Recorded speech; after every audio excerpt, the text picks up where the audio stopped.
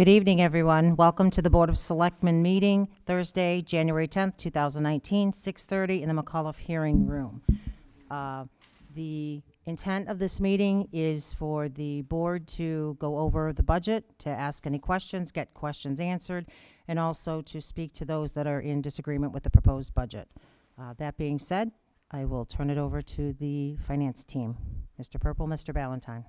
Thank you, Madam Chair, members of the Board of Selectmen.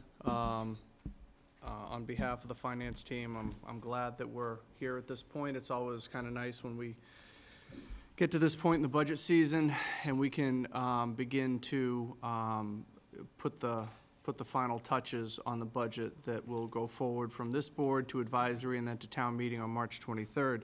I do want to recognize the finance team. To my right is Brian Ballantyne, the finance director.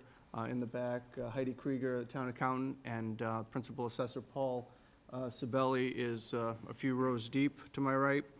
I want to thank the members of the team that have done a lot of work on putting together the revenues and trying to figure out what we have available for revenue, what makes sense, and to make sure that we don't leave something on the table that we shouldn't.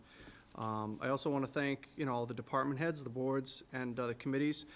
It's been a shortened process this year. Town meeting got moved up a little bit, and it changed our process a lot. It may have been a matter of 2 or 3 weeks and that, but we really started this budget at the end of September. We really had a framework for this before Thanksgiving, and the department heads really worked hard to submit budgets that we could work with and then to do follow-up with us. It was very much appreciated, I know, by Brian and I, who coordinated all of those meetings. This budget that you have in front of you is a very lean budget. The operating increase for operational and capital is 2.77%, which in any year, I think would be celebrated, but the other shoe with regard to this budget is there's 2.62% of debt, which is excludable debt, which is directly related to the public safety facility. So when you roll everything together, the proposed tax rate as the budget that we have for you presenting to you tonight is 5.99%. We didn't try for that number. It's just the way everything rolled together. If you look at the departments, and Brian will go through this in a moment, if you look at the departments starting at moderator and go all the way down through the departments in culture and recreation, those budgets in total have increased 0.85%, okay? Less than 1% from fiscal 19 to what we're recommending for fiscal 20. I think that's a testament to the departments to understand that what we need to do collectively as a town to bring something forward reasonable in light of the extreme generosity that the taxpayers just showed with regard to the public safety facility. So I'm going to stop there. I'm going to turn it over to Brian. Brian has a presentation. I'll do my best not to interrupt him, and then after that, again, it's not perfect. There are people who don't agree with what we have in here, and I think would like to petition directly to the board, and then we can go through that and then get into any questions that you may have. So I'll turn it over to Brian. Good evening. So that was a good introduction. You covered a lot of the initial bases that I was going to cover. So I'm going to get right into the budget presentation. Motion to adjourn. Beginning, Mr. Clement. I wish it was that quick and easy. I know you got a quick look at this budget presentation earlier when we posted it. However, it did change a little bit. I apologize the last minute. As is typical, we are still going through and tweaking some numbers, although the town administrator and myself were just talking a couple hours ago, and I think we're at the point where there's only a few things that may change as we move along, but I'll talk about that before we finish up. So this first slide, as you know, the first estimate of the budget was quite high. It was actually a little over 10, I think, when I first started, but the first official presentation was 9.55. As you can see, as we stepped down and went along, tonight's recommendation finally came down to 5.99%. And again, that's not on purpose. It wasn't anything we planned. I just happened to see that number, and I told Mark, "Oh my God, it's 5.99." So it just happened to be that way. What are the components of the 5.99? That's on the next slide.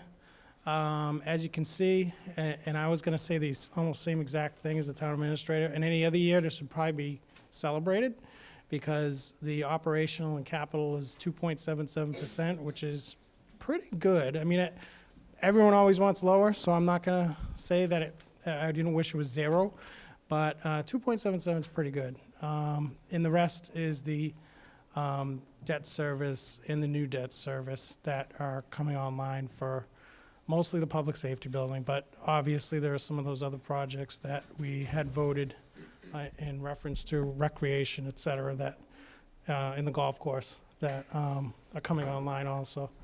That's the 0.60%. So what I would say about the 5.99% again is we did a great job getting it down. It took a few $1 million, so it came down nicely. It may go a little lower. Again, as we settle out, the tax rate is never finished until, unfortunately, I hate to say it, November or October, November of this year. So we'll always make little adjustments.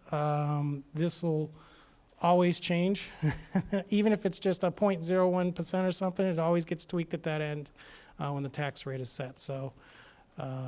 But that's our best estimate right now, and again, it was thankfully it came down to at least that amount.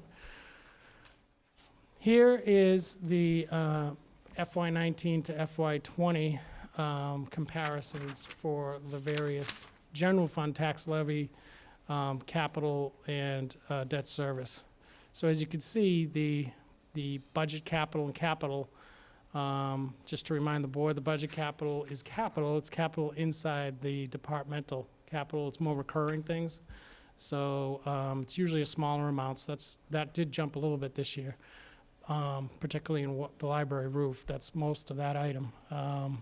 But as you can see, those two items together were fairly close. It's really, again, the debt service that's the issue this year of why that large number is up.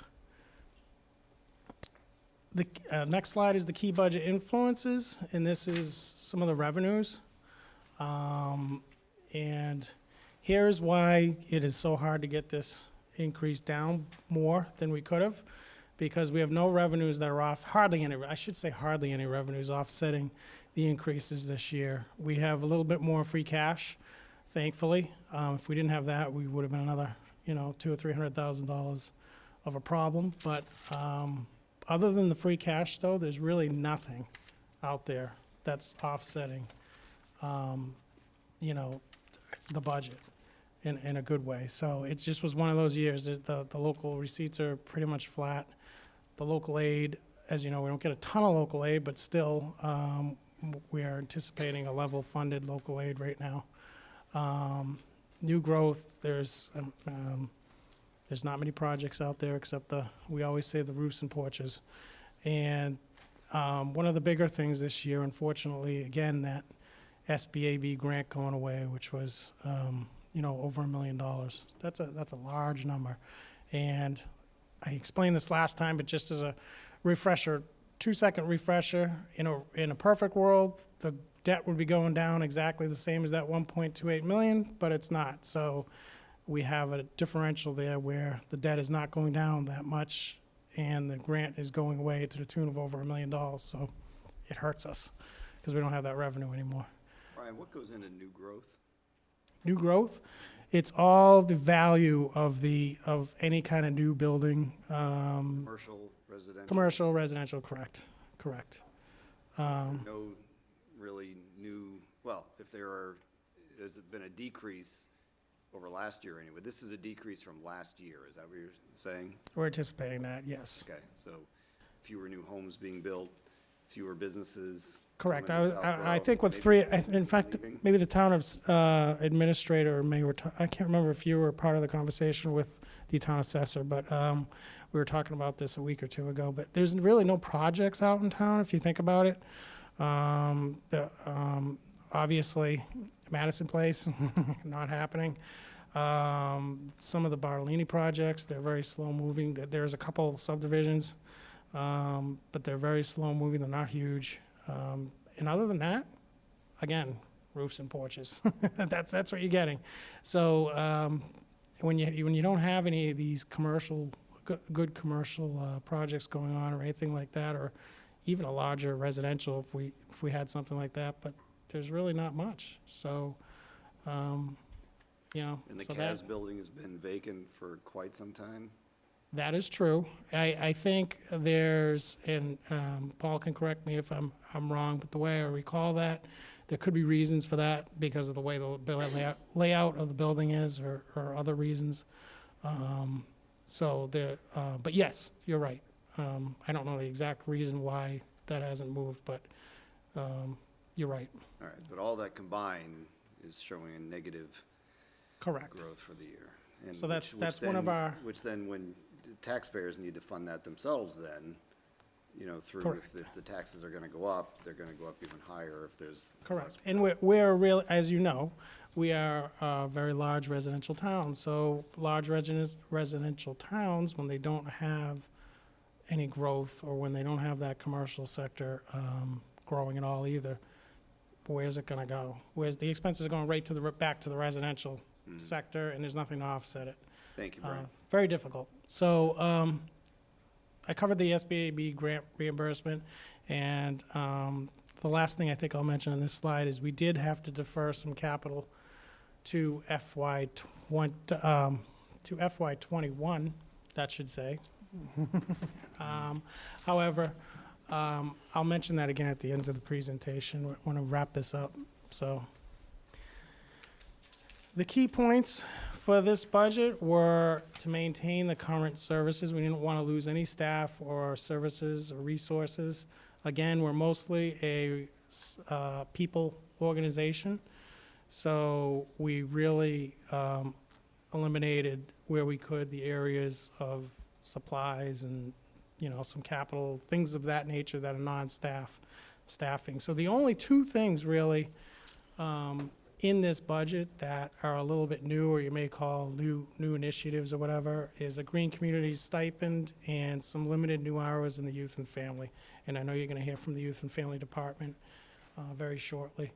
But that is the reasoning behind some of the other requests that were made for new budgets, or for new money to some of the other boards or committees that you may hear from later on.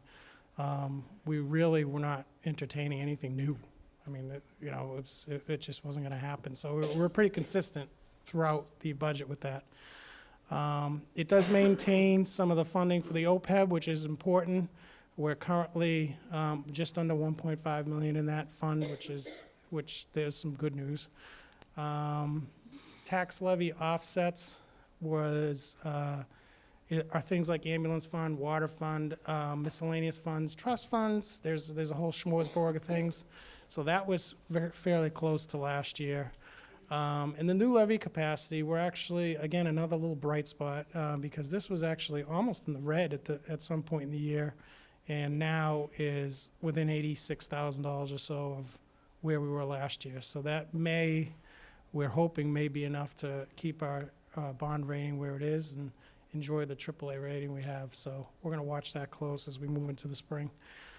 I just wanted the board to know that each additional $50,000, in case anything changes tonight, is equivalent to about 0.12% of the tax rate, or about $12 per residential house. So keep that in mind if you are entertaining any changes in the budget. And again, we know that several boards are going to be coming before you to talk a little bit more about their own budgets. Brian, can I ask just a quick question, please? Yep. Under the youth and family, the limited new hours. Yep. This is included in the current budget. It's not what we're going to be discussing in the questioned amount after That's this? correct. So this is included. That's Okay. correct, yes. And Brian, are you going to talk about the Green Communities stipend and what the cost of that is? I think, yes, that's gonna, well, can- I'll defer now, I guess, I to was gonna say, Mark on that. I can speak to that, but before I do, the one thing I want to point out, because when you see it up on the screen is that second to last bullet, that each additional 50,000 is equivalent to about $12 a year, it looks minuscule. I just want to refer you back to the 600 and something dollars that the budget is going up, and that adds to that, so. That's just a point I wanted to make. The Green Community stipend that is put in the budget, the community, if the board probably remembers, when we became Green Communities 2 years ago, and this was something that, and I'll give credit to Carl Geyer. Carl Geyer carried the flag, I think, for becoming a green community for a number of years, and it was something that was able to get done 2 years ago. And as a result, it opened the town up to the possibility of getting money to allow us to help to find ways to reduce our energy usage, to make more conscientious decisions with regards to our energy usage and bring some of those costs down. As a result of becoming a green community, and you and I had this conversation, Mr. Klunda, as with all good things, there comes responsibilities. And in order to maintain the green community status, there are certain things that we have to do. There are policies that were put in place in terms of purchasing vehicles, excluding a lot of our public safety equipment and things of that nature. They have to be energy efficient, have certain energy efficient ratings. And the town has energy reduction goals that we need to meet over a 5-year period. As a result, there are projects and there are things that we need to do, and we have staff that are working with energy services companies, that are working with the utility companies, that are working with the state officials to try and find ways for us to do that and meet these goals. That is something that is not inherently part of anyone's position. And we have other stipends that we have in town, whether it's for energy, emergency management, things of that nature, that recognize some of those additional responsibilities. And so that was something that was included in this budget, again, done as a stipend, so that there is a certain level of control. We don't know where Green Communities is going, okay? We know that we have responsibilities to meet, to maintain the designation, but after the goals are met and everything in that, we don't know what the next stages of this are. There are still communities that are coming on. I think there were another 30 or 40 communities, it could have been more, that recently just became green communities. But it does open us up to additional competitive grant funding, and I had put in the budget a stipend amount of $7,500 a year for this. I think that's, I think it's reasonable. I know that there are communities that are looking at part-time positions, that are looking at full-time positions. I think Framingham just established a full-time sustainability manager. I know Wellesley did something different. I know the town of Millis has a part-time position that they've looked at. We're not in a place, and I think from what Brian's been talking about, we're not in a place of establishing a position. We just can't. So I think that this is a reasonable step to acknowledge the work that needs to be done. Okay, so $7,500, and then there's opportunities that could be some grants that you even offset There are that at competitive, some there are point? competitive grants that there's a cycle every year. It's $250,000 that you can get grants up to. We've been very fortunate to have received grants to the full amount. And hopefully we will continue to do that. Obviously, more green communities that come online means more people getting involved in the competitive cycles. There is no guarantee, but we continue to work with the people we need to work with, develop the relationships we need to develop, and ensure that we're in the best position to access as much of those grant funds as we can. Thank you, Mr. Purple. And yes, Mr. Geyer has been a longtime advocate for this, so his leadership in this area is appreciated. Mr. Purple, can you just, what has been the savings or the value to the town, and what period of time is that over for this stipend? So we've had the designation for 2 years. Once the designation was received, there is I don't want to say a pot of money, but there's an allocation for each community based on a formula once you become a green community. Ours was about $120,000? Okay. And then after that, and that can be used, for any energy improvement projects, things of that nature to get you further to your goal. Each year, there's as I said, a competitive grant cycle for $250,000. And we received the full designation in the last cycle, and we hope to, be as fortunate moving forward. Again, these are addressing projects that are going to help to reduce our energy costs that we're going to have to do anyway. If we can do them with money that the state is providing us and help us to reduce our energy costs and get us closer to our goals and save us money, and you got to remember, the money that we save in our utilities, we've saved that forever. Now, the way that you would probably want to look at this, if at all possible, is you don't want that money to just go away to hire someone else in Brian's office or to do, you want to take that money and try and reinvest that back into additional energy savings projects. Maybe some energy efficient windows and updates, Mr. Parent, to the building here that we've talked about for the last few years. Do they need to open, or do you just want the new windows? Right, okay, yeah, no, I hear you. Excellent. I hate to say it's a pun, but we missed the window on that. This was not the year to do that. So All that right. quantifies the value to some degree of where the stipend number came from and how we got to this point. And It does, Madam Chair, but it also, and you and I have had this conversation, is, there's a value in the effort, and the same level of effort could be put in to get a $100,000 grant. The same level of effort could be put in to get $250,000. The same level of effort could be put in to get shut out. no, Okay, I so- agree. But I understand in terms of the justification piece. At this I'm point, sorry, I understand your point. for the conversation here today, Mm-hmm. maybe a year from now or 2 years from now, the same amount of work may have gone in, but you may not get the grant. I understand that. But for me, looking at the piece today and for the public to understand Right. where this number came from, that there is value and there are savings to the public, and it's not in a job description. Correct. And that's why And the 5 years stipend from is there. now, whatever the time period is, when all of the energy goals have been met and everything, I don't know whether the designation turns into more of just a maintenance piece.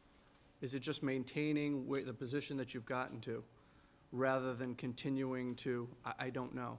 I don't know what that next step will be, but the stipend allows us to have control over that. Mrs. Faniff? I'm struggling with this. I've spoke with the department head as well. When you have a job description that says perform essential duties, and not everything is clarified, It's quite an umbrella. correct. So at what point do you look at the job description that incorporates a requirement that you will do this instead of looking to pay a stipend? I think the floodgates are gonna open here. That's my biggest concern. I don't know where the shut-off valve is, and I'm not saying it's not justified, so I'm struggling with this. But a conversation needs to take place before town meeting with the SAP, where it would go in the SAP. I don't think it belongs in a budget. So it does not. This is the first step. This board needs to determine what you want to support and how you want, and how you want to proceed. That conversation will then go to the Personnel Board, because all the other stipends are listed in the SAP. Obviously, a change cannot be made to the SAP the Personnel Board does not support.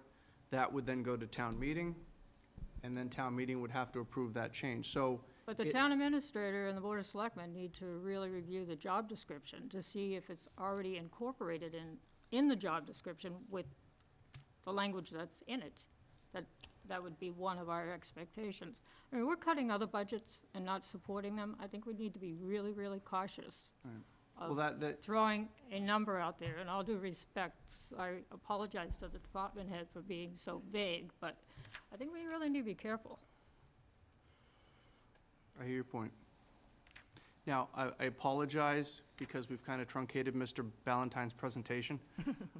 So I don't know Well, I didn't whether, know when the questions were gonna take, I thought it was at the end, but questions it are all started. coming now, I I guess. know. So, but it's up to you whether we want to continue this, or do Before we you? continue, the rest of us have had an opportunity to voice a comment or an Sure. opinion if Mr. Shea would like to, or he could wait to the end. Not at this time. Okay, Thanks. there we go. We can move forward, thank you. Okay, we'll move on. So we're gonna wait to the end. We'll wait till the end, Yeah. yeah. May have more questions of Thank you, Dan. that nature. I think I was just going to mention that the last piece is that some departments and boards don't agree with our recommendations, and they'll be here very shortly to talk about that. So the next slide, as you can see, is the discrepancies. You're well aware of them. I won't beat them to death. It's $118,000 that I should say possibly could be unagreed. I actually, after feeling out the advisory committee, there's at least a fair chance that they may be in agreement with reducing their requests. So that's 70,500 of that 118. So that's the bulk of it. So that may not even be an issue. The advisory board needs to meet and discuss it as a board and make the appropriate vote.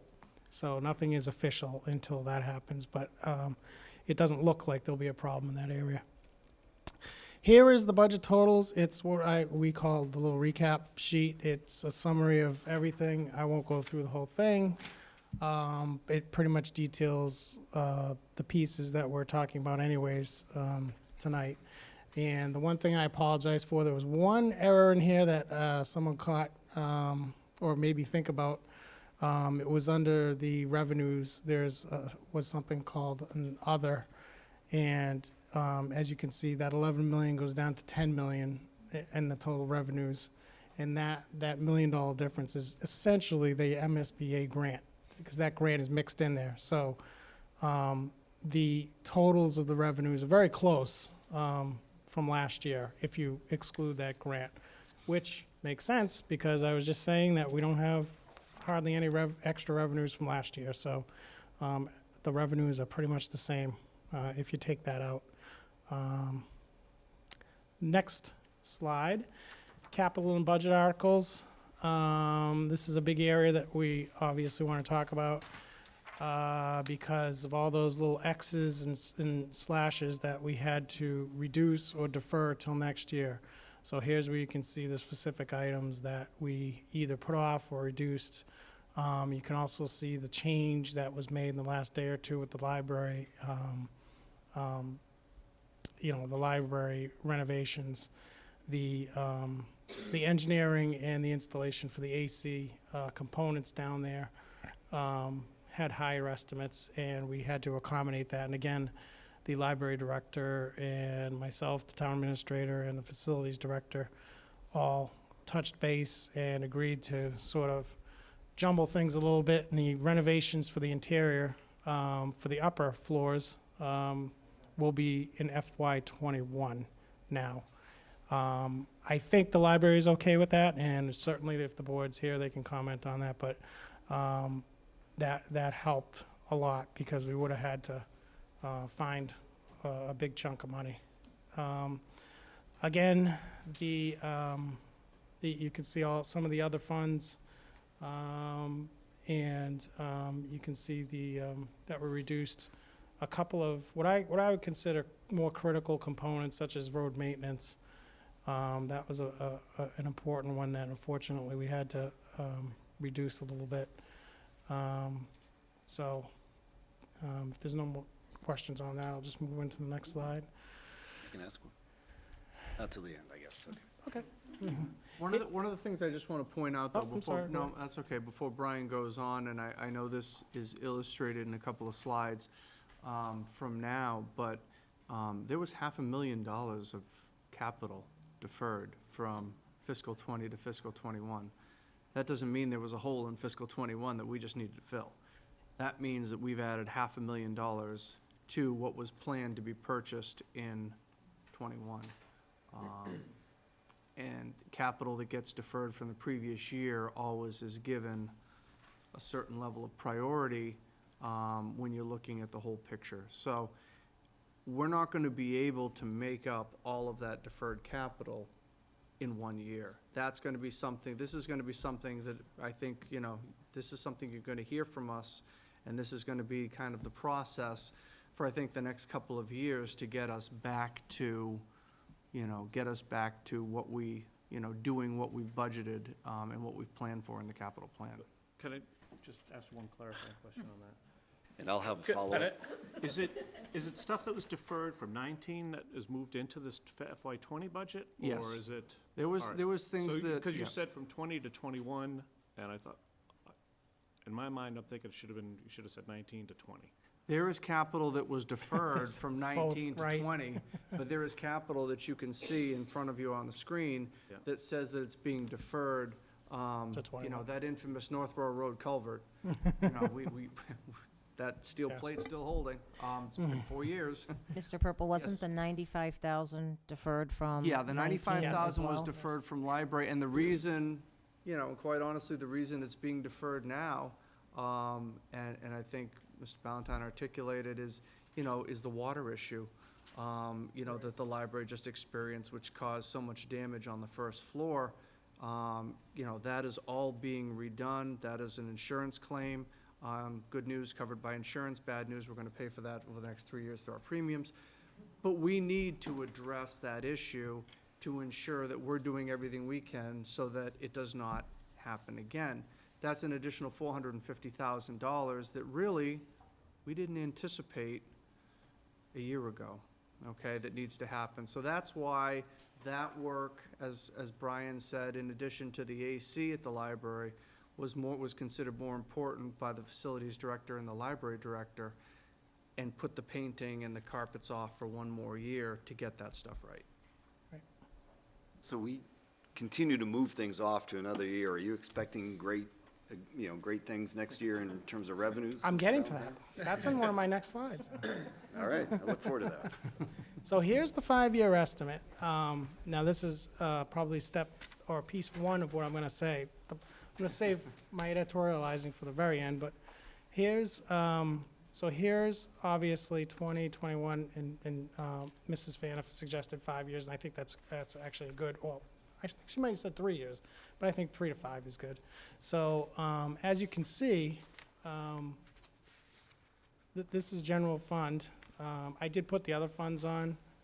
Not so concerned with them, but the general fund in blue in bold, you can see the difference between 20 and 21. That's a problem. So as you said, are we expecting some great year in 21? Not really. And if you can see those 3 years, 21, 22, 23, they're all 5.5, 5.3, almost $6 million from 3.5 this year. That's where we're gonna have an issue. So, your point is taken. I think if you go back for 1 second, Yep. if you look at the information you have in front of you, and you look at the second line with the issued debt, there's not a whole lot that we can do about that line. The top line is what the capital plan says that we're intending to do. And as much of that as you do in that first line, any proposed and future debt is reflected down in the third line. So for 2021, there's $2.8 million of projects that are intended to be done, and that will result, the things that we end up borrowing for about another $1.5 million in new debt. Okay, so depending on what projects you move forward, is what's going to happen with your debt. And you can see that in fiscal 2024, trying to find the sunshine, is you can see that the issued debt starts to moderate a little bit and gives you a little bit of breathing room. So, And obviously, that 1.6 to 576,000 is, all that school debt is ending in '23. The tri-school, Finn, all those projects in the early 2000s, actually it was late 90s, early 2000s. So they finally are going away. We never thought we'd see the day. But that's the year that they're actually expiring. I'll move on to the next slide in the operating budgets, and I won't go through each one of these. These are the detailed budgets. in the cuts that we made throughout the process. I'll move right along to the second page because I'll just reiterate what the town administrator said at the beginning of the meeting, which was if you take all of the town departments through culture and recreation, which is a good bulk of them, includes public safety and some of the big ones, public works and all the regular administrative offices, they're only up 0.85% from last year. So again, in any other year, that would be, I'd be curious actually to know when's the last time that's happened, because I'd say go back quite a long time. So yeah, that's a good job, I think. And not that the schools didn't do a good job. If you go to the next slide, you can see the schools are up just a hair over 3%. And unfortunately, part of that is the regional schools where there's a few issues going on this year with that, where we're getting dinged with the wealth factor. And they're, just because of the way the mechanics of their budget, after talking to the superintendent, they don't have a lot of cushion this year in their operating budget at the regional. So she's limited in sort of the reductions that she can make up there. That's not the final number for the regional. They need to, because of the nature of the regional and how it's tied to the state, they need to do a little bit further work. And, you know, that number will reflect that as we go along. We, from the discussions we've had, at least with the superintendent, it shouldn't change to the worse, we're hoping. So can't guarantee it, but that's sort of the sense I got. So that's the good news. As you can see, all under that is the unclassified sort of departments with the benefits, the insurances, and those reflect some of the pieces we were talking about in the previous slides. So the next steps is what we're doing tonight. We're providing feedback, questions and answers, and the advisory committee will be, is my understanding, will be meeting every Tuesday for however long it takes them to review and vote on whether they support what this board support or if they have different ideas or recommendations to town meeting. So again, there's very few things in this budget that now will change, we think. There may be slight updates to the insurance. I think we pretty much know most of it, not all of it, but probably 90% of it we now know. Assabet may change a little bit, although they guaranteed me it'll be very small. And again, the regional schools. Any other changes, pretty much this board tonight, if they make any changes.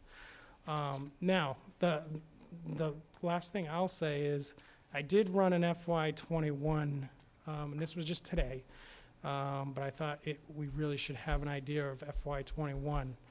And I didn't even get a chance to talk to the town administrator about it. But I will say that if we assume 3% budgets on all the operating budgets next year, and slight growth in some of the revenues, which may not happen, but I assume about 3% in like local aid and receipts, hoping that things may get better on that end.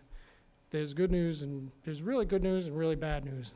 The good news is that the levy capacity is still $1 million to $1.1 million, which we had a levy problem earlier this year just because of the way things worked out. I don't think we'll have that this year, next year, which is great. That's the good news. The bad news is the tax rate increase was about 13%. So that's huge. And the reason for that is because we have another phase of debt coming on in the capital that we've deferred, and the capital next year there's a lot of capital that's being requested next year. So we're going to have to really cut that capital next year like we did this year. But even if we shaved, I was just throwing numbers around, if we shaved a couple million out of that capital, it's still about a 8 to 9% increase. We're going to have this situation happen next year. So my recommendation is, this is my editorializing, is we really need next year, we need to educate the departments that the next 2 to 3 years, and I know the town administrator has been echoing this, but we're in a maintenance period where we cannot have departments coming next year expecting anything more than 2-3% increases in their budgets. And there's going to be no new personnel. That's guaranteed just by the numbers I ran, because we're in that same position. It's not gonna be a levy problem, it's gonna be a tax rate problem. So unless we get some development, there's unexpected revenues of a big sort, we are definitely gonna be looking at an initial budget somewhere between 7 and 10% next year, right off the bat. And I know that's not gonna be acceptable. I think the board knows that's not gonna be acceptable to the community. So we're gonna have our work cut out for it. I don't mean to end on a bad note, but I did wanna say we did look at 21. And that's my opinion, is we're gonna have to, really have clear communication to the departments that these next 2, 3, 4 years, if you have a new initiative, you're gonna have a huge hurdle to jump to get it through. That's just the. Brian, can I ask the 7 to 9% Mhm. we're looking at for next year, does that include new public safety debt? Yes, it includes a third piece. We always talk about the pieces. So the one piece, we have about 11 million out there now of the 24-ish that we're expecting to spend. We've got 7 that will be next year permanently financed, so that'll put us up to about 18. Then there's that last final piece that leads into 22, if I get my years right. So that initial hit is where all that, and it also assumes that the recreation plans are funded. You know, it assumes what everyone was put in the capital plan. We know that that's not all gonna happen, and we're gonna cut a lot of that out, and we're gonna defer some again, and but I think we're gonna have the same So in other words, scenario our next year that we're starting- having this Our starting year. point's gonna look very similar to where it was this year, when budgets were, around 9.5, when everybody came in with everything that they wanted. But the last thing I'll say before you guys take it away is that's why it's important this year to not give back anything or give anything substantial back. And I don't think the board would do that, but because we're going into another year that we can't make it worse, we've got to be very disciplined. So just one comment, if I could, Madam Chair, before you turn over to Mr. Kalinda. So I agree with Brian. If we don't make the hard decisions now, they're gonna get harder. I think the departments have gotten the message and understand that we need to do what we need to do now so that we can move forward pretty much in a similar fashion that we're doing now. But I do want to say one thing which kind of brightens this discussion a little bit. Over the course, it doesn't have a great ending, but it has a nice light to it. But it's, over the course of the budget process, we had a lot of great conversations. Some of them we had more than once. Some of them we had more than twice. With a lot of departments, with boards and committees, about the things that they want to do. And they're, thinking about ways that they can do things better, things that they can do things out of the box, how they can improve the level of services we get to our residents. Those are very engaging discussions, and I want to publicly say I enjoyed every one of them. And I enjoyed the ones that I had more than once, because it's great to talk about. This is the best, even though this is kind of a gloom and doom thing, this is the best time of year for me, because we get to be a little bit creative. We get to try to put something together that makes a lot of sense, and we try to, make something reasonable that supports, the town departments and the operations and that's good for the residents. But all of these great conversations we have with the boards and committees, if we only had to look at them sitting in that room and looking at that one piece, it makes all the sense in the world. It's something that you absolutely should do. And if you hear some of these things tonight, you may sit there and think, in a vacuum, absolutely. It's something that we should do. The problem is we couldn't look at that in a vacuum. And that was the difficult conversations. The way those great conversations had to end was me being, with my Grinch tie, being difficult and saying, I'd love to do this, but in the scope of everything, we can only do as much as we can. And so that is, I think, trying to be a little bit brighter than Brian's message at the end, is that, there's a lot of great things we'd like to do. It just now is not the time that we're able to do all of them. So, like I said, that's why you have the recommended budget that you have in front of you. Right, thank you, and thank you to the for the hard work that both you and Brian have done. We've kind of gave you an undaunting task, and we appreciate it. We also appreciate the department heads all working with you and coming back with something responsible. You know, the number's great. So I know Mr. Kalenda was waiting, Yeah, sir. thank you, Madam Chair. So under your capital and budget articles slide, so exactly to the point of this discussion we were just having about how next year looks even less attractive than this year. Why wouldn't we do things this year instead of deferring them to next year, like reductions that you're making this year at the library that we have to do next year, like reductions that you're suggesting we do on road maintenance and defer it to next year, like, you know, instead of a police cruiser this year, maybe another year. These other years are even more difficult than this year, this coming year, correct? It depends. I think a lot of this stuff, a lot of the discussion, and Brian can feel free to correct me, is that those discussions, Dan, are going to be driven by capital and debt. Not a lot you can do about debt, but depending on what you want to do about capital is going to drive some of those numbers. Like I said, you can make a case for adding some capital back in. If you asked me, as the town administrator, where do I think you should, and Brian had this conversation earlier, where should we put something back? I would say put a little bit of money back into the reserve fund, okay, for the unforeseens that we don't know are coming yet, all right? I'd say put a little bit of money back into your road maintenance. You know, we had it up to 450, we've cut it to 284 this year. There's not a lot of road miles we're gonna be able to get done. You know, it's basically, you know, there's no reclamation work, it's just gonna be resurfacing work, you know, we're gonna be able to do. We're not gonna be extending any sidewalks with that. So, you know, those are the things that we're gonna need to consider moving forward. But I think as Brian articulated pretty well, if you get that increase up 6.2, 6.3, 6.4, it's gonna make next year a little bit harder. The other piece that I would caution you on is Brian mentioned that we're only using about $85,000 out of our excess levy capacity. The argument that we made when we gained a AAA bond rating, we don't have a whole lot of reserves. The argument we made and that Standard & Poor's bought, I don't want to say bought, but they agreed with, was that our unused levy capacity at that time was over $2 million, combined with our stabilization and our OPEB and all of that. They agreed that those were acceptable levels of reserves in order for us to get a AAA. A bond rating is only good when you're borrowing, and you're really seeing the impact of the borrowing with this public safety facility, because we haven't done anything this big, right?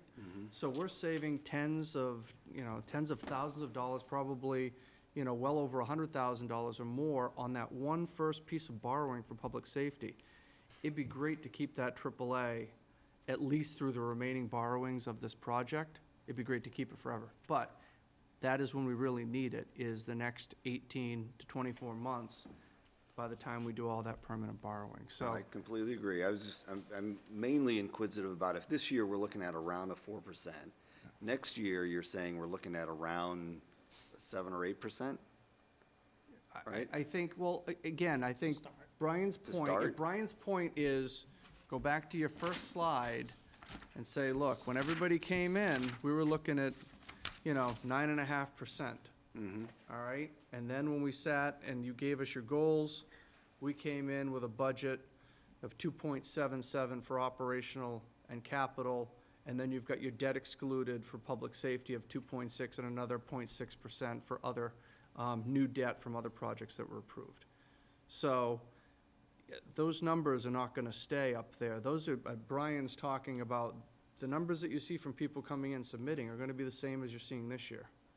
We're going to have to work to get those numbers down to something reasonable and have these conversations and make these decisions. And we're trying to get as many of these decisions done before they get to you, because I understand it's a difficult decision. I'm just trying to, and maybe it's, you can't do it right now, but just soften the, you know, the spikes. Right, If there's a- right. If you even it out and if you know it's gonna be spent, and it has to be spent, and this year is a better year than next year, why not even it out and spend it now? I think my greater point, and I see your point, I think the greater point was that I think we can massage the capital next year. And I obviously don't know how yet exactly, because that's gonna entail many conversations and everything. However, I think we can get the capital to a reasonable amount. My larger point was that what I said is, or what I meant to say, is we can fit it in the box. However, the box in the assumptions has that all the operating, including the schools, by the way, have certain parameters set up that we can't, if we cross those parameters, and I think I said 3 to 4%, or 3% really, then that's where the box doesn't fit anymore. So that was my point, is that the operating side of the budget needs to be extremely disciplined next year. The capital side is a little different, because you can take and shuffle things, and Well, they're then I like get chess worried pieces. about that. So is capital really a plan? Are these good numbers? Are we looking at? Oh, they're what are we good looking numbers, at? but they include some initiatives of new things and things of that nature. So, if you want a new addition to the senior center, that's great. But some that's point, a big piece, and A lot of it is too, is maintenance, is replacement schedule. Yeah. So one of the things we've tried to do is get things on regular replacement schedules, so we're not incurring maintenance, for these things when they start to get old, and we should have gotten rid of them. Those are things now, we're gonna look at that and say, yep, we have to buy a new 10-wheeler, for DPW. We're gonna evaluate that now and say, how is it? What are the miles on it? What's the condition? What is our ability to take this for another year? She agrees. What if, yeah, don't help her, she's fine. But it's, so we're gonna have to take a look at that. It's not just, yep, it's in the plan, $260,000, done. But I see what he's saying also, that because I get a little nervous too about some of the things being deferred. You can't keep doing that down. No. I understand that, and I agree with you, probably more than you think. But I'm just saying, here's ways we can try to fit all this in the box. Maybe it's not perfect, but that's. All right. All right, thank you. Mrs. Fanf, would be easier if we went through the slides, and then as we went through them, that was my intention, that we could start kind of at the beginning, Brian, go through, if there's no questions, move to the next, and that way you've gone through it, we've had time to write some questions down if we hadn't already done that. So, okay, first slide, original present budget submission. Any comments or questions from the board?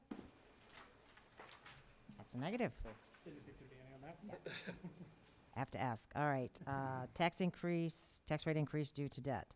Are there any questions or comments on that? Mr. Shea. On the public safety building debt service, certainly with the votes that we had in town, that should not be coming as a surprise to folks. But what I think would be good to do at the town meeting, obviously we had presented estimated numbers to them at the town meeting for what this was going to cost. If we could kind of do a comparison of projections that we had at the time to what the actuals actually are. Certainly where we received favorable bids, we still remain on budget, on schedule on the project. So hopefully that should be a success story with lower numbers than what was originally projected. But I think that it would be a good reminder. Obviously, this is a big component of the overall percentage increase. It, with the margin that vote passed by, that shouldn't be a surprise to people, but I think if we can tell a story of how that's tracking versus how we originally had projected it, Right. that would be effective. I think the second line up there, Brian, that .6 is part of the story, is that when you took a look at the debt that was declining and then adding the new public safety debt, you were looking at a picture in time and saying, okay, if this comes out, this goes in, and it kind of makes a little hump because it's going to be a little more than what you're losing. But there was no discussion about the fact that we were going to continue to do other capital items and do other purchases that may or may not have been planned for, that you know, that now town meeting has agreed to, again, the decisions of town meeting, you know, now, you know, are coming to the point that they need to be funded, and this is the result. So it added that little bit more, so it makes that increase look a little bit bigger, and because it is the bigger number, you can say, well, this is because of public safety, but I think that skewed it, and I think it's a good point, though, is to, and I think that Mr. Malinowski, who chairs the committee, you know, does want to give a presentation and talk a little bit about the project, about the numbers, and kind of, you know, explain where we are and how we got here. So that's a good point. Mrs. Fanoff? I would like to suggest that we put the value of the average residential home on that slide someplace. What that number is based on would be helpful. Oh, sure. And the 615 does not include the CPC surcharge, which I assume would increase as well. Correct. Correct. So that should be demonstrated as well. Thank you.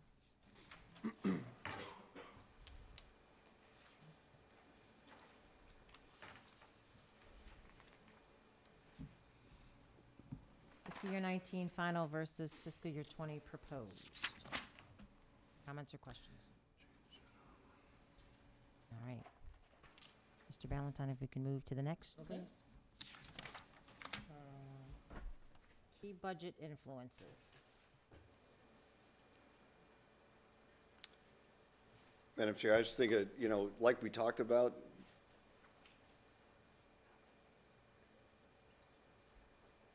Brian, maybe just a, you know, so the public can see what new growth is, you know, what it consists of. Oh. It might be helpful Some to type of have explanation, something in there Yep. about what new growth is, and, you know, when we don't have new growth, this is what happens. I mean, we want, I've always been a proponent for responsible new growth in Southborough. When we don't have it, it ends up costing the taxpayers, the residents themselves, a significant amount, as we're seeing this year. And Mr. Sabelli does a really nice job when we do the tax rate classification hearing, explaining why we have what we have and why we don't have what we, you know, what we would expect, and some of those things, so. Next slide. Key points for proposed budget. I have a question. Oh, sorry, Mrs. Fanoff. The revenues, local aid revenues, is that state? Yes, State aid. Only state? Yes. yes. And the local receipts, other than motor vehicle, is what? There are probably 20, 30 different things, from library fines to building permit fees to, Liquor licenses, Microphone, Board microphone, of Health. Brian. oh, I'm sorry. Inspections? yeah, all the permitting. Forgot I wasn't on. And other available funds?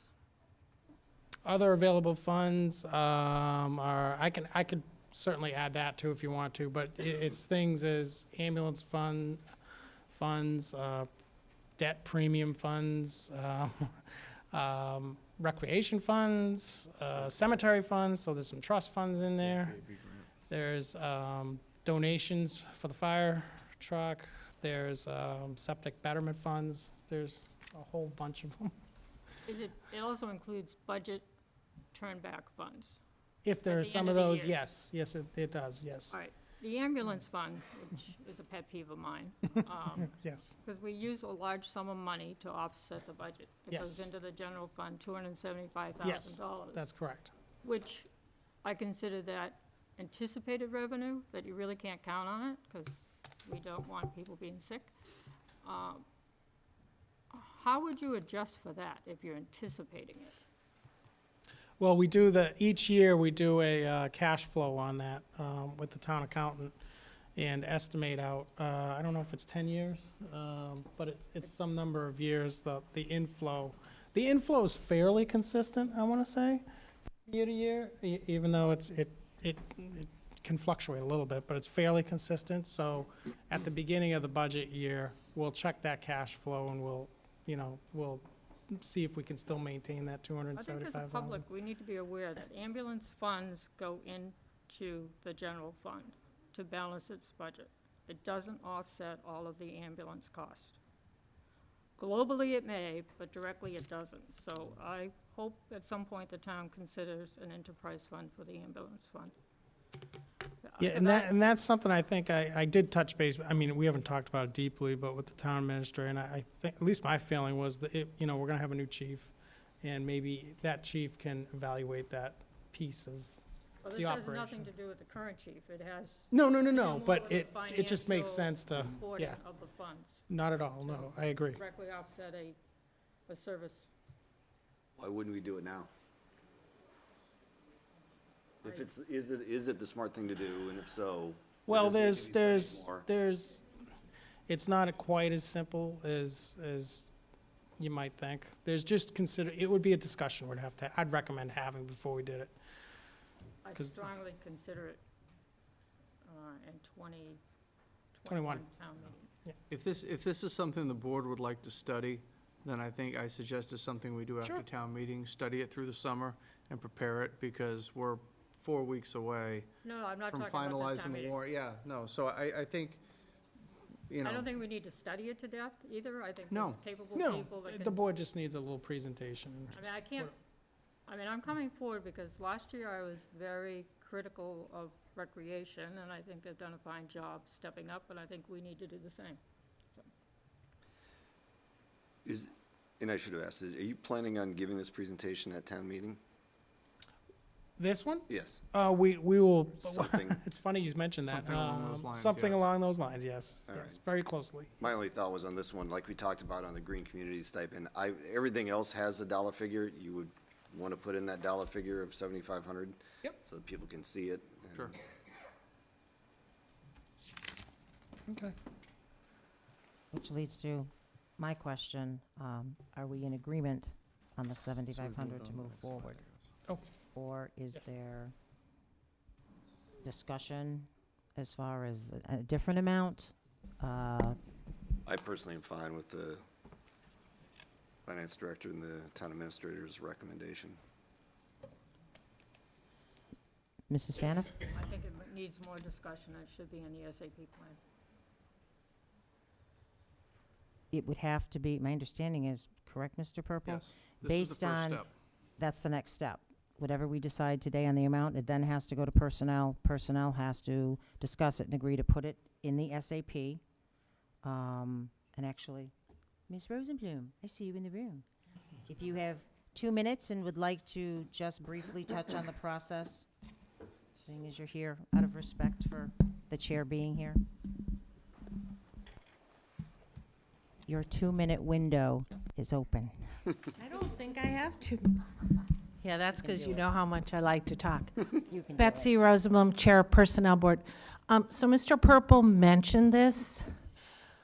I don't know that we've done a stipend since I've been on the board. They do go in the SAP. There's no description in the SAP of how that comes about. Okay. What has happened when actions have come before the board during my tenure, which is now a little less than 18 months, 17 months, something like that. We receive a third-party request, so someone would come before us, tell us what they want us to do, supply the information, and then we would listen and decide if it's something we recommend that town meeting put into the SAP. That was a very quick answer. I'm trying to think if I missed anything else. Yeah. No, it was a process question more than anything, Betsy, not just out of respect for you being here. Thanks. We Yeah, so what wanted generally the actions that have been before us since I've been on the board usually have like, when the library, for example, comes before us, we will ask, so have the library trustees decide. We've never had a case where someone's come before us and the governing board has decided otherwise. Okay, perfect. But someone could bring a request to us and we would not be bound by what this board decided, but we'd sure like to know what you think. And we will sure tell you. Thank you. Thank you. All right, does that answer your question, Mrs. Faniff? My question is, I don't think we're at the point to put a Okay. number out there. I apologize. I I think the job misunderstood. description Okay. should be looked at. I also am in favor of the stipend. Mr. Shea, I don't know your opinion. You know, this is one of the ones that I struggled with, and I guess I'll just offer this, you know, I don't know how, you know, any votes that we have are gonna go tonight, but any vote that I make is absolutely in no way, shape, or form personal to any committee, group, individual at all. I think everybody does an outstanding job. You know, as Mr. Purple and Mr. Ballantyne had mentioned, we're just in a tough time where we need to make tough decisions right now. And, you know, I don't know how that stipends compares to others that may be in in as well. You know, I can see, I understand the justification for it. I just don't know that this is the year that we can implement it, so. So, Mr. Purple, for what would be the time frame we would need for further discussion on this? I think there's obviously questions and further discussion that needs to be had. Sure. What would our time frame be in getting it done and being able to get it to personnel and get it implemented if before town meeting? Or is Tomorrow it morning? not possible? No, so I think personnel has a meeting coming up. They probably have, you know, 2 or 3 meetings between now and the time that you'll close the warrant. Two. Two? Two from the Okay. back of the room. But Madam Chair is always willing to add another meeting if she can get the members there, so that's not a concern. But I think the larger concern would be keeping the budget open, simply because advisory needs to take your recommended budget and do their work with it over the course of the next several weeks. So as much as I don't want to put this off, or this to be the item that holds up the budget, you do have a meeting on Tuesday night. And I believe on the draft agenda, there is an item that basically continues this discussion, if that be the case. Obviously not my first choice, but should the board need additional discussion, you do have that ability on Tuesday night. Can we put it on Tuesday night, please? We can. And I guess I would say that at this point, we still have the opportunity to adjust it later if we want.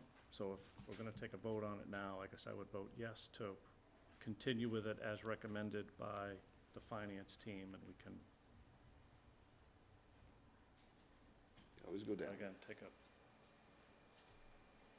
revisit further, as personnel reviews it as well. Do you need a vote? I think, based on the discussion we've had, I think I would appreciate a vote at this point. I think that would be helpful. On every piece we're going through, or what are you Or asking we for, want- the Every entire thing? slide, no. I think on this particular item, just to get a sense of, you know, if we're going in the right direction on this, or if the board has, you know, I mean, you know, there are different viewpoints, you know, on this issue, obviously with the board, so I'd just like to get a sense of where the board is on this. So, if the board is willing to take a vote to establish a position, I think that would be helpful to me. I'm in favor of a stipend. I respect my colleagues in wanting to further discuss. What is the end date then that we would need to know the amount? Is it still Tuesday? I mean, we can take a position to go forward, but you're going to need an amount.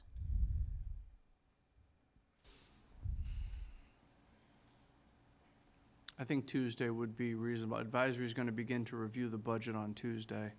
And I think it would be reasonable for the board to try to put this issue to bed on Tuesday. Is the board comfortable with that? Yeah, I'm happy to move forward now on $7,500, but Out of respect, is Tuesday, Yep. Mrs. Faniff, to discuss further Tuesday? I have nothing else to discuss. I think the job description needs to be looked at, and I'm not sure what this could create with others that work for the town, requesting stipends. Under the current language of some of the job descriptions, it says essential duties, even essential duties that might not be listed, so I'm concerned. So I'm not in favor of it. Okay. I am in favor of it. Mr. Shea, would you like to defer this till Tuesday, or we can have Let's defer till Tuesday. let's defer till Tuesday, then we can finish where we're going. So, Mr. Purple, can we put it on the agenda for Tuesday, please? Yes. Thank you. All right. Any, Follow-up question, if you're gonna Yes. discuss it on Tuesday as an agenda item, are you saying you agree with the number, the dollar value? that's the discussion point for Tuesday. My interpretation. Yes. The personnel board meeting before that, I thought that's something you were looking for. I believe Personnel Board's meeting on Wednesday. We're meeting 2 weeks from Wednesday. 2 weeks from Wednesday. Put you on the agenda for the 30th of January? Okay. So so just to be clear, are we talking about the amount, or are we talking about the concept?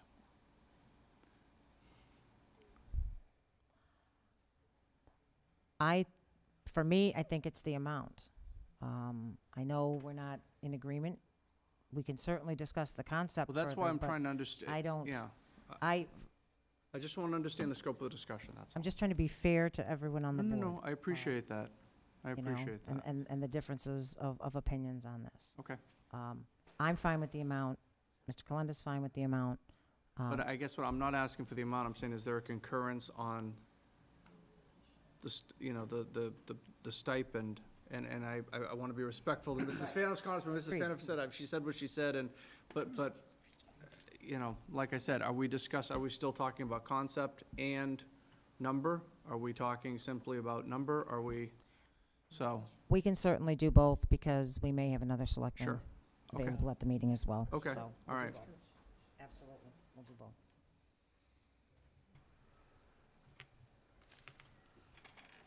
Any other comments, questions on this particular slide? I hope the employees included in the discussions, if there are any discussions. On Tuesday? No, on the conversation about the stipend versus the job description. Okay.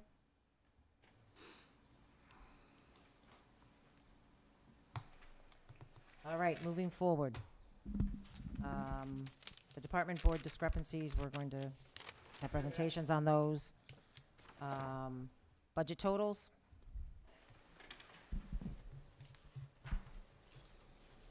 No comments, questions? Capital and budget? Sorry. Capital and budget articles, we touched on this briefly.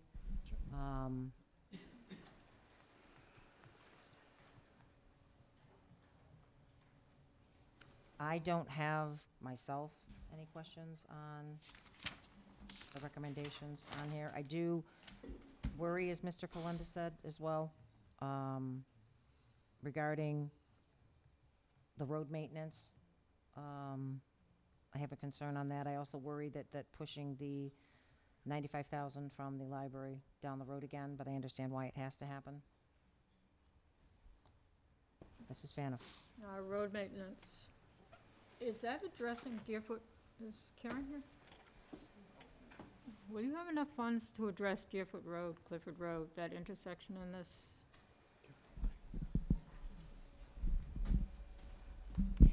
That's coming out of Chapter 90, so yes. Is there anything that we've discussed that you will not be able to perform?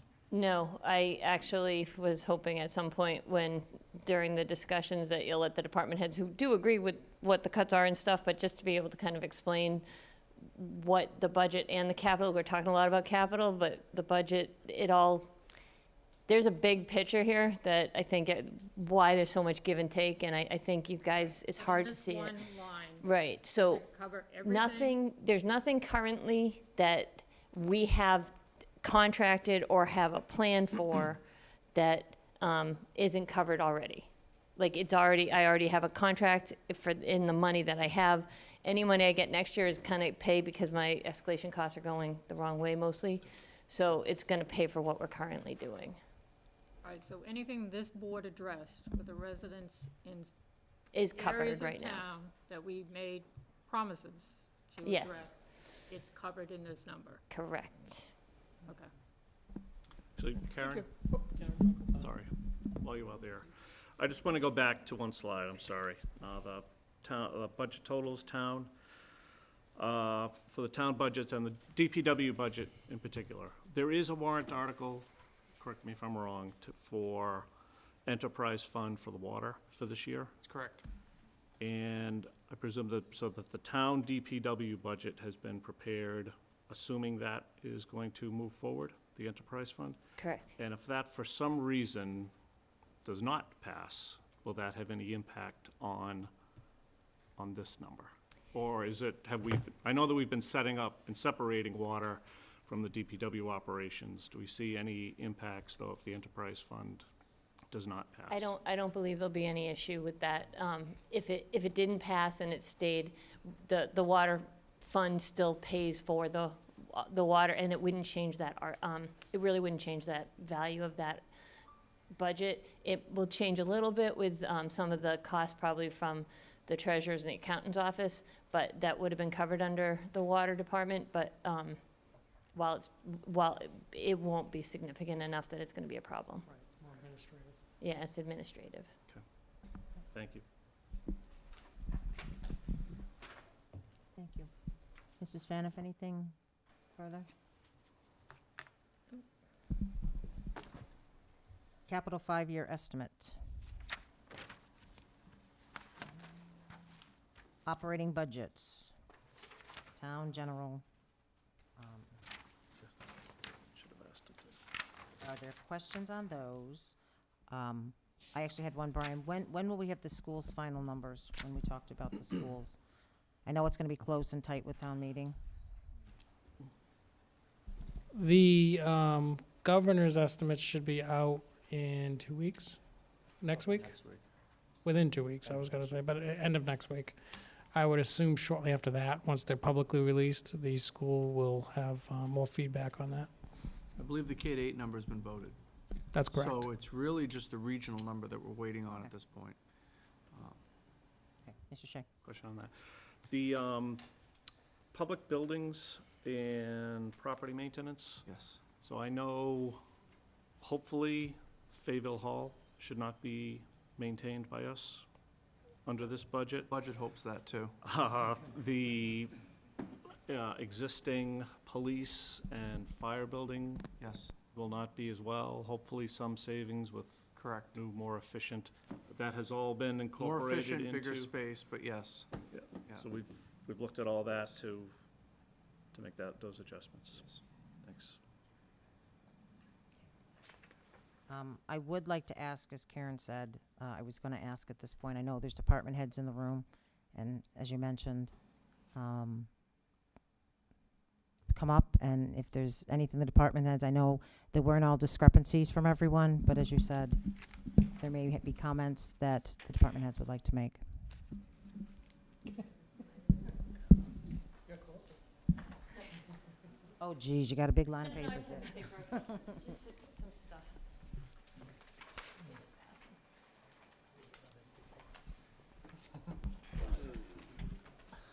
Oh, you can have a copy.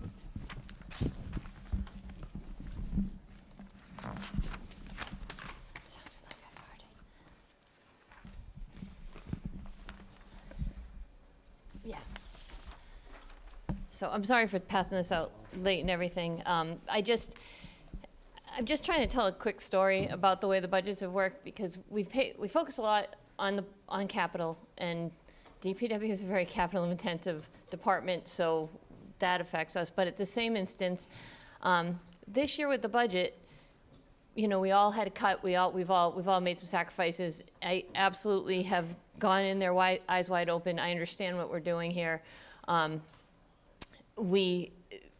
did make some arrangements with the town administrator and and with Brian to try to make sure, actually cut more capital to try to get my budget and keep it whole. Basically, my whole point in putting this together is that we're really at the point now with our budgets, at least, I think police, fire, DPW, but I know us, well, I know DPW. I know the situation's happening next year. We know we're gonna be in the same spot. There's nothing left to give in this budget.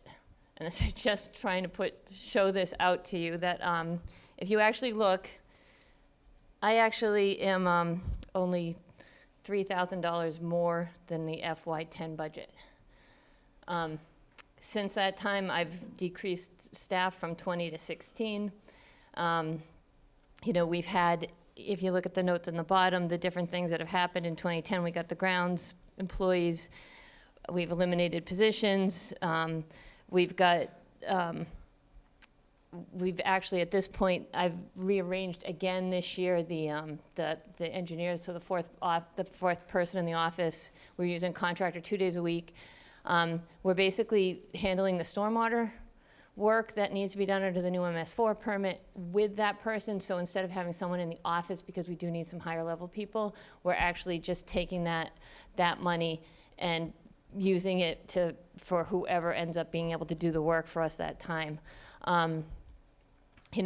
We haven't talked a lot about, we talk a lot about the capital in terms of like road maintenance and everything. We don't always talk about our equipment. One thing that I know is not in anyone's capital budget right now is the building department truck. Now, the DPW bought I think for $7,000, the truck that they're currently using. I just got the mechanics today, had to look at it. It needs some work, a lot of work.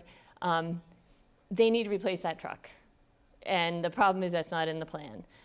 Right now, we can't really give them a truck because I'm about to take my truck, the one that we use as the administrative truck.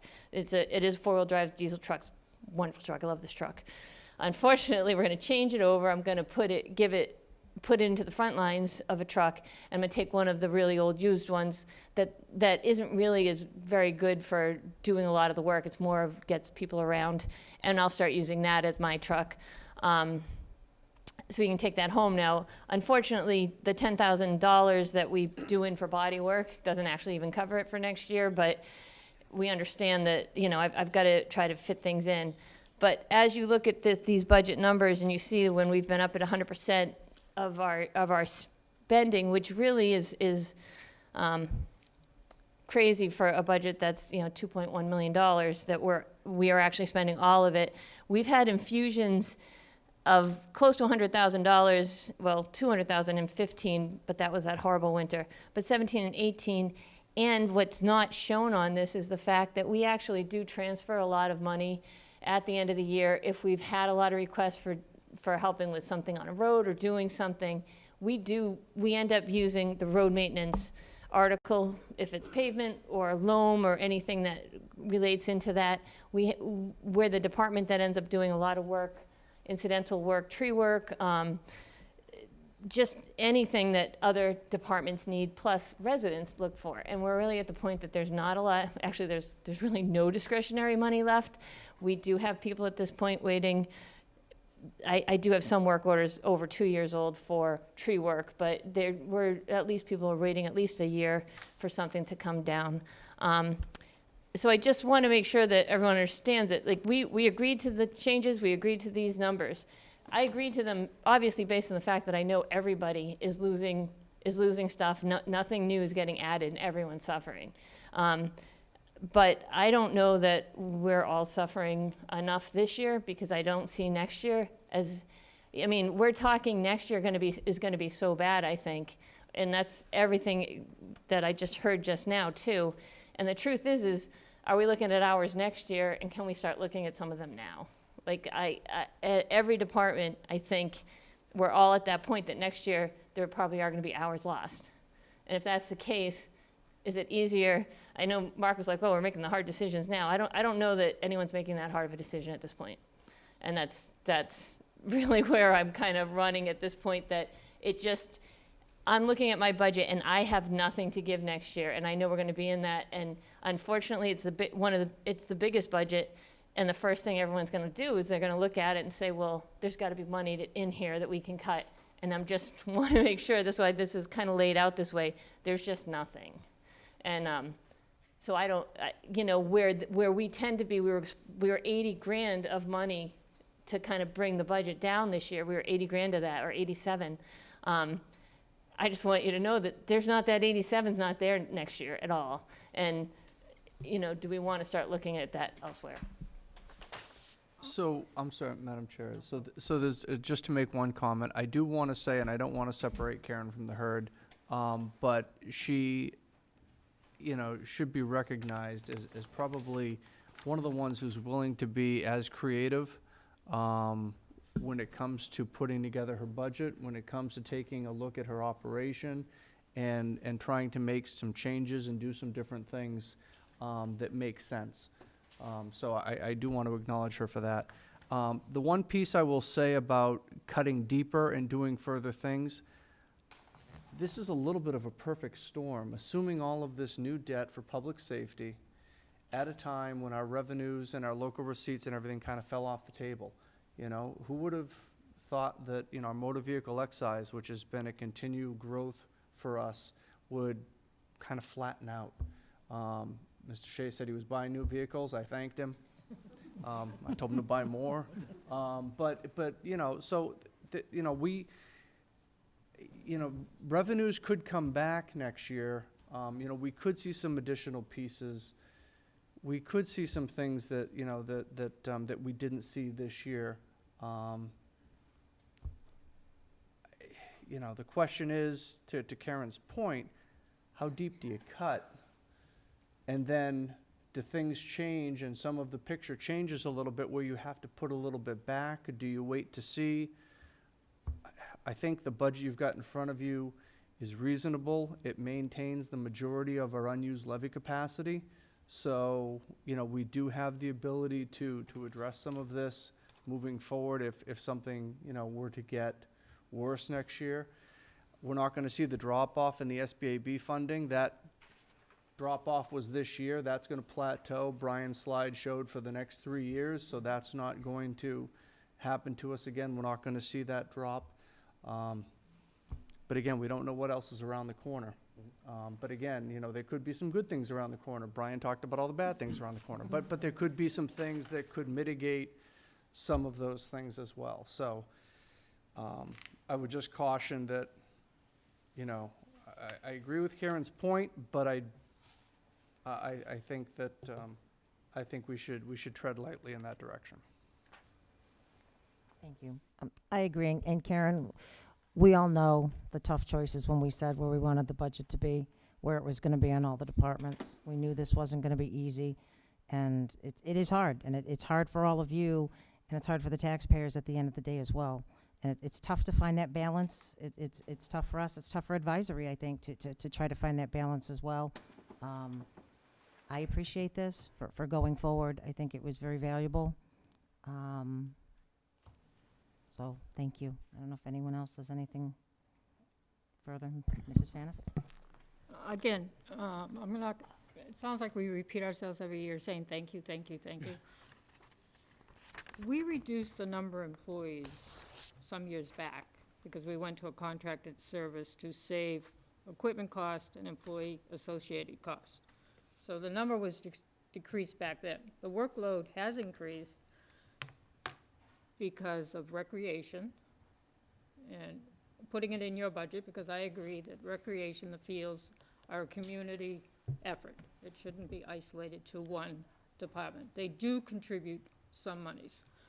The other thing is, we are shifting a lot of the cost into your department that used to show up in individual budgets, such as fuel, lights, electricity, and we have a facilities department that now shows those costs now appear in his budget as well. But we can't keep adding more items that are going to impact individual departments. I think that's the problem we find ourselves in today. Not that all the ideas are good, but there's a long-term associated cost to improving or developing material things in this town. And a lot of it falls in your department sometimes. So I think we need to look at what we're doing as far as material improvements. Thank you. Are there any other department heads that, short of the ones that we already have scheduled to speak, that would like to take a moment and say anything? If not, we thank you again for the tough choices you made.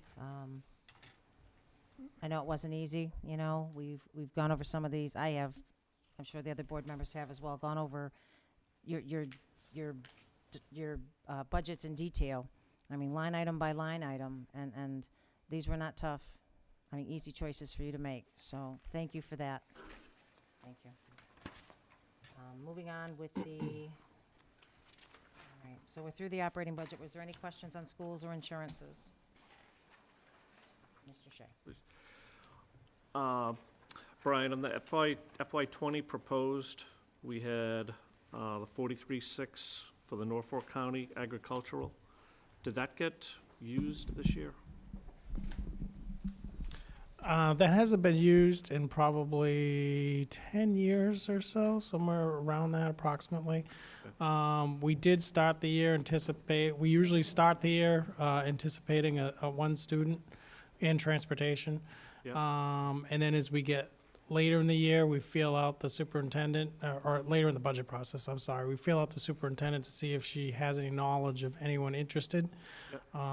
And then it's sort of a gamble because the real cutoff is a little later than when we do that, but we take the gamble and say that there's no one, No, so just- we're not aware of anyone going, so Okay. we're, No, just having seen the number from this year's budget, I didn't want to make sure that, you know, someone's going and, you know, it's a Nope. freshman who's planning on going Nope. sophomore year. And if Nope. someone No, did decide, then what are you gonna do?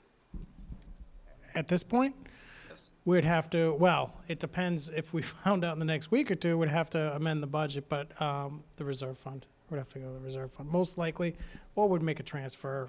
There's actually, occasionally, in the last couple of years, there's been excess school funds, just happenstance, when the regional budget is settled out, would use something like that, or some other source. Mr. Kalenda, the one thing to keep in mind with that number is almost pretty evenly split between tuition and transportation Mm-hmm. for one student, Mhm. okay? Sometimes we get lucky, and we can share that transportation. There's multiple kids that are going, and so we can share that transportation, and that number comes down a little bit. Okay. So again, if it does happen, you know, we'll try to manage that. But as Brian said, we've been very fortunate. We haven't seen one for about 10 years. Thank you, Mr. Purple. One more, sorry. Brian, do you have a sense for the employee benefits town versus school, why the percentage is higher for the schools versus the The town? schools have so many employees versus the town. They have a couple of hundred. We have, and it includes retirees. So it's like a 2 or 3 to 1 ratio. So there's a lot of coming and going in the schools. It's a little hard to predict year to year. And I do the census in the late fall or close to December as I can. And then I just pop in the numbers of their retirees and active employees versus the town. And sometimes there are just swings. It's just natural swings. It's not because, there's no real odd reason. It's more that sometimes they go through, I think this last year they went through a period where there was a lot of retirements, to be honest. Because I remember seeing them come through the office, so that would probably explain some of it. Brian, if I can ask you one follow-up question to the Norfolk agriculture. Typically, when is like the latest you would find out that a student, could we find out in September? Somebody decides over the summer they want to go? No, I does that believe work? it's the end of March, or might be sometime in April. There is a specific date There is, okay. that we know, and the school department used to tell me it was, because it was used to be very, very close to town meeting, in the old town meeting, the April, and now it's probably crossed a little bit where we don't have, even in March 23rd, I think the cutoff is a little after that, but we'll manage it if that does happen. Okay, thank you. Any follow-ups? Thank you. We will move on to the department board presentations. The Economic Development Committee? And while they set up, Mr. Purple, where did the $2 come out of the moderator? What did the moderator do to go from, you recommended a $2 decrease, 75, he wanted 77, I mean, what happened there? He's been delinquent on making his appointments, and so we dinged him $2. All right, So, everyone's taking and I a hit. think he was fine with that. All right. Okay. Wonderful. Thank you. Welcome. Before you start, if I could just ask Mr. Ballantyne and/or Mr. Purple to just give a little background on the recommendation that they're bringing to the board, and then we'll let you respond with yours on that.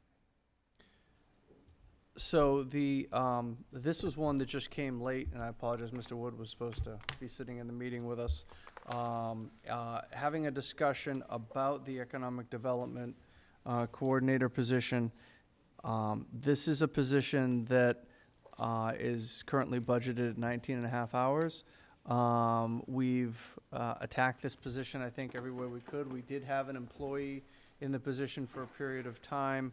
After that employee left, we had trouble filling the position, and we ended up contracting with CMRPC for a contract employee to come in.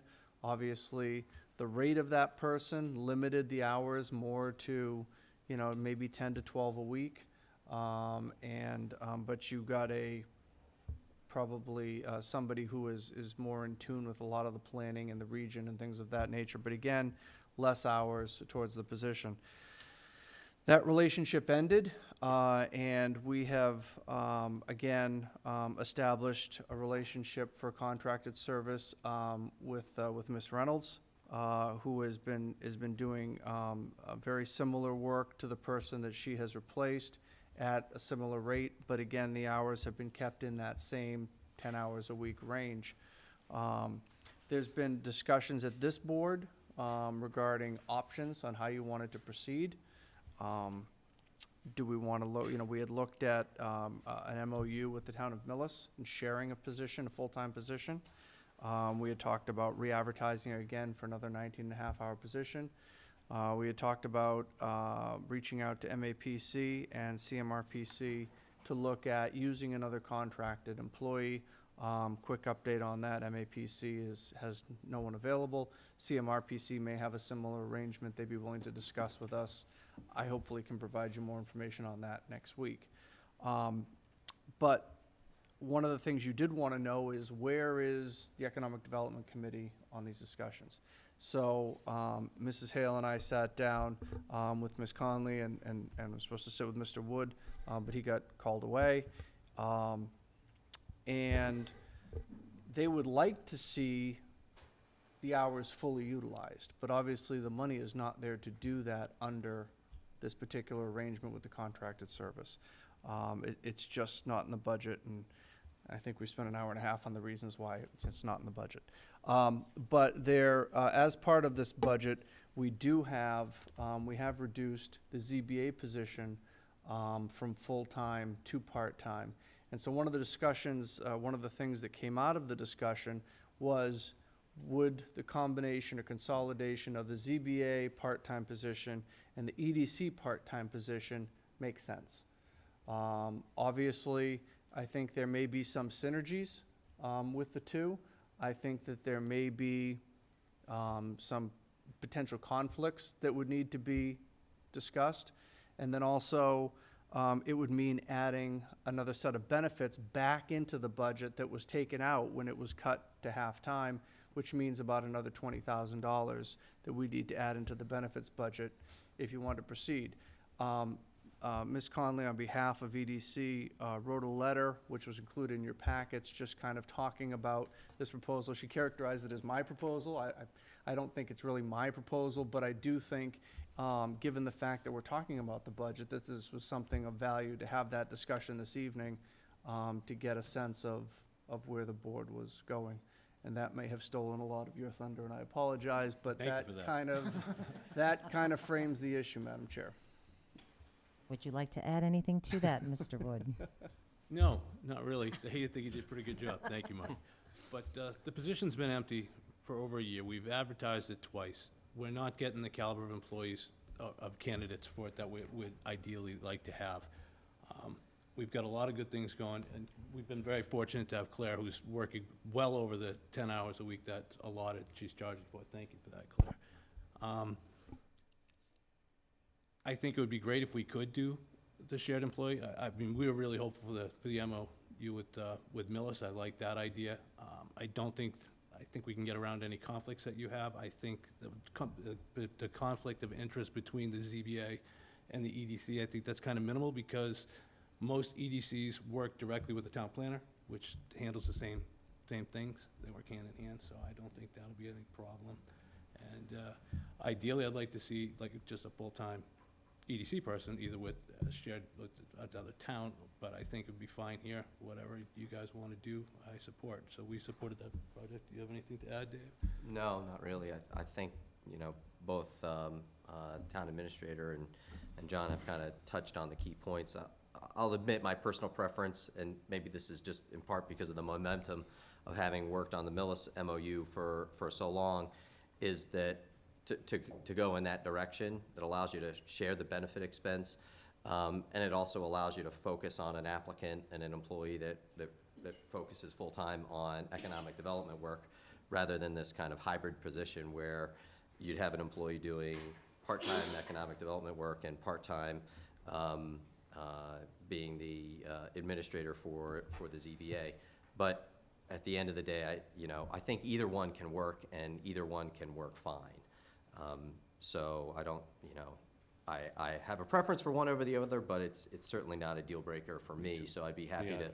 I think we would sort of defer to this board. If this board had a preference for one over the other, I think that would work for us. Thank you. I actually, I admire the effort that went in to trying to find a way to do this. I have a huge concern with the permitting board, having someone work on the permitting board and work with EDC.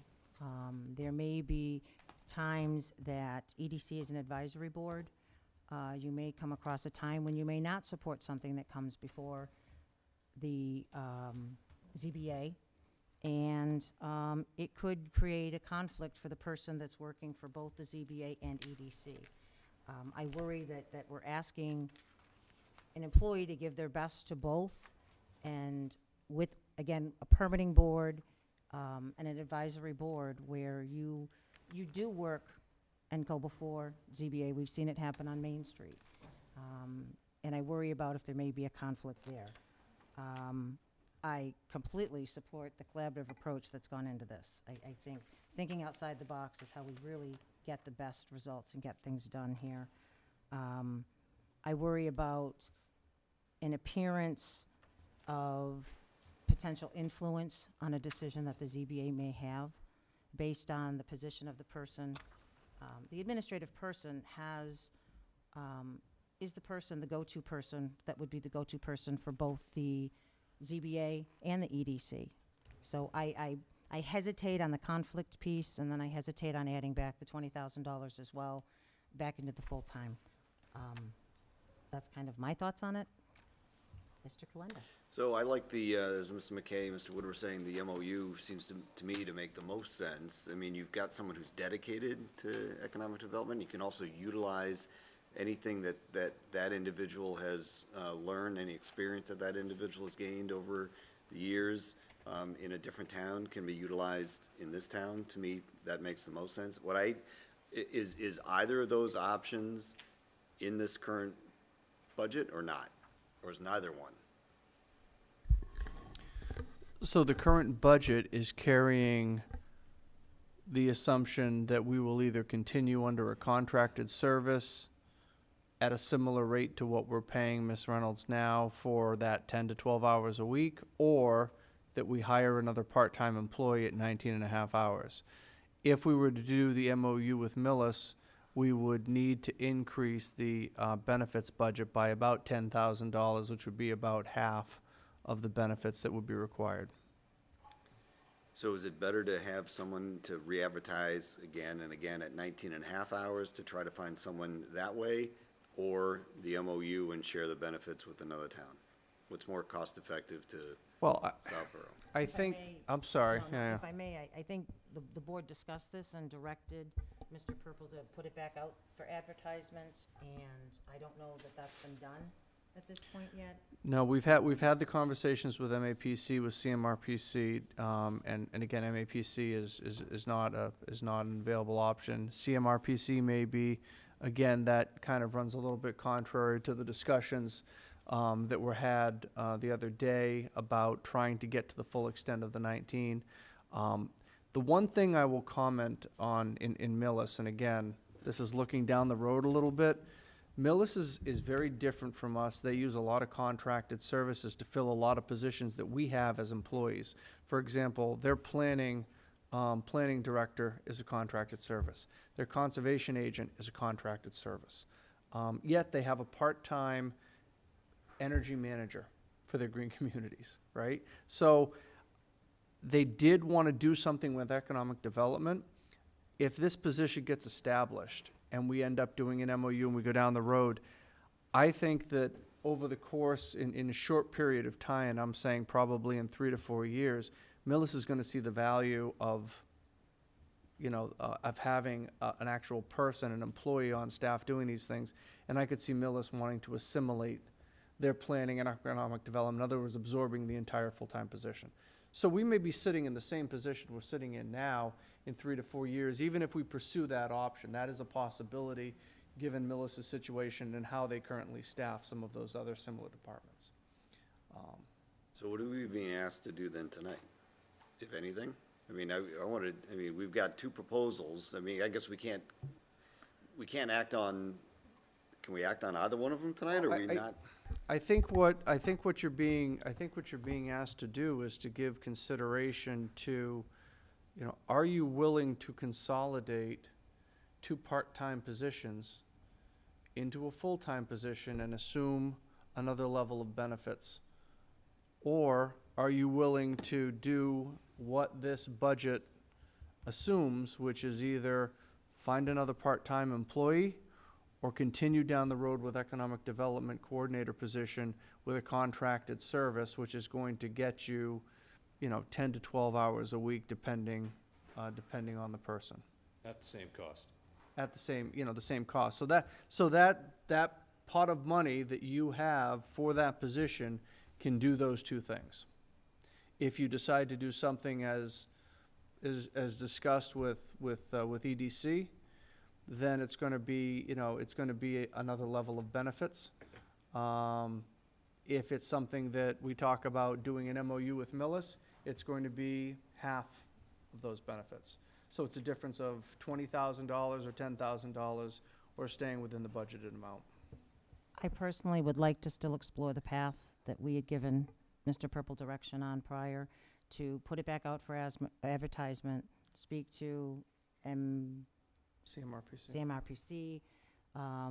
This is something new that just came in addition to what our direction was. I'm still in favor of going in the other direction. seeing- Yeah, no, there's good value in that, and I agree with that. And it doesn't sound like it's been done yet. Is that okay with the EDC if we continue to put this back out and try to find that person at 19.5? We can For the time try. being. We've had limited success up to this point, and I guess my reading of the grand tea leaves is that the environment for that position, along with the hiring environment just generally, is getting more and more difficult. So we can try to do it. I just don't know if, several months from now, we're gonna be in any different position than we are right now. Can the previous coordinator do it remotely? Pardon me? Previous coordinator do it remotely? I actually traded emails with her yesterday, and Okay. I didn't ask her that question, but I don't think so. She's not fed up with her. Not from North Carolina. No? All right.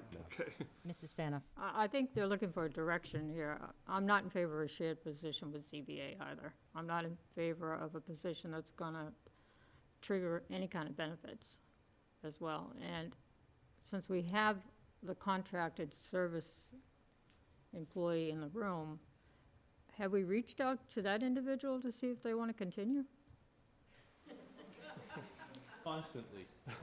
Well, it would be nice to know if there's an answer before we, Have her Continue continue the as a discussion. contracted, as a contractor or as commodity? I guess the question is, has we had the discussion with the town administrator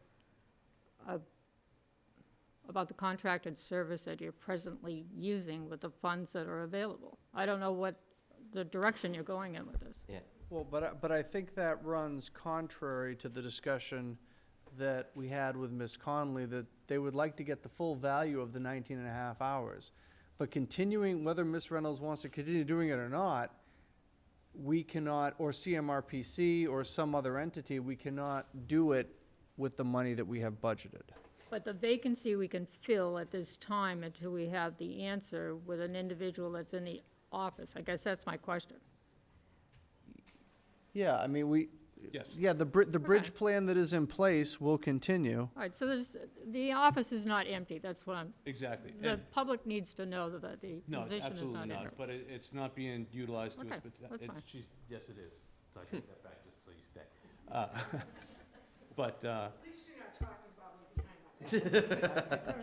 but, I wouldn't do that. now, I mean, the CMRPC contract, if that comes back at a better rate or anything, then maybe I'd consider, but for contracted services, it's not broke, don't fix it. She's Okay. doing a great job. I'd love to keep her on longer, for a longer term. Her contract right now is only for another, you guys just extended it No, for I mean, we're 30 gonna go days. down the avenue that we discussed before, but in the interim, you have somebody in there to assist you. That's what Till I'm getting at. February 1st, yes. Okay. All right, Or 2nd, because that was 30 days, correct? okay, But anyway, Yeah. okay. so yeah, we do. But it would I be know. great to just have the allotted hours that town meeting voted on for us, Heard.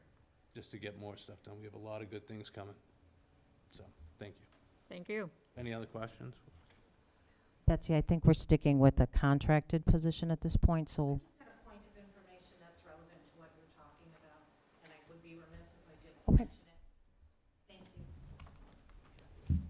Thanks. I'll be very brief. Betsy Roseboom, Chair of the Personnel Board. There is a hiring policy that was adopted by the town in 2005. Ms. Hale and Mr. Purple made me aware of it, and it speaks directly to conflict of interest in job sharing and the opinion of town council and the hoops that you would have to go through. So I just wanted to let you know there is a policy, and I provided a copy of it in a discussion with Mr. Purple earlier in the week. So if you're not aware of it, he has a copy of it. well, thank you. I would like Thank to see you. it. Thank you.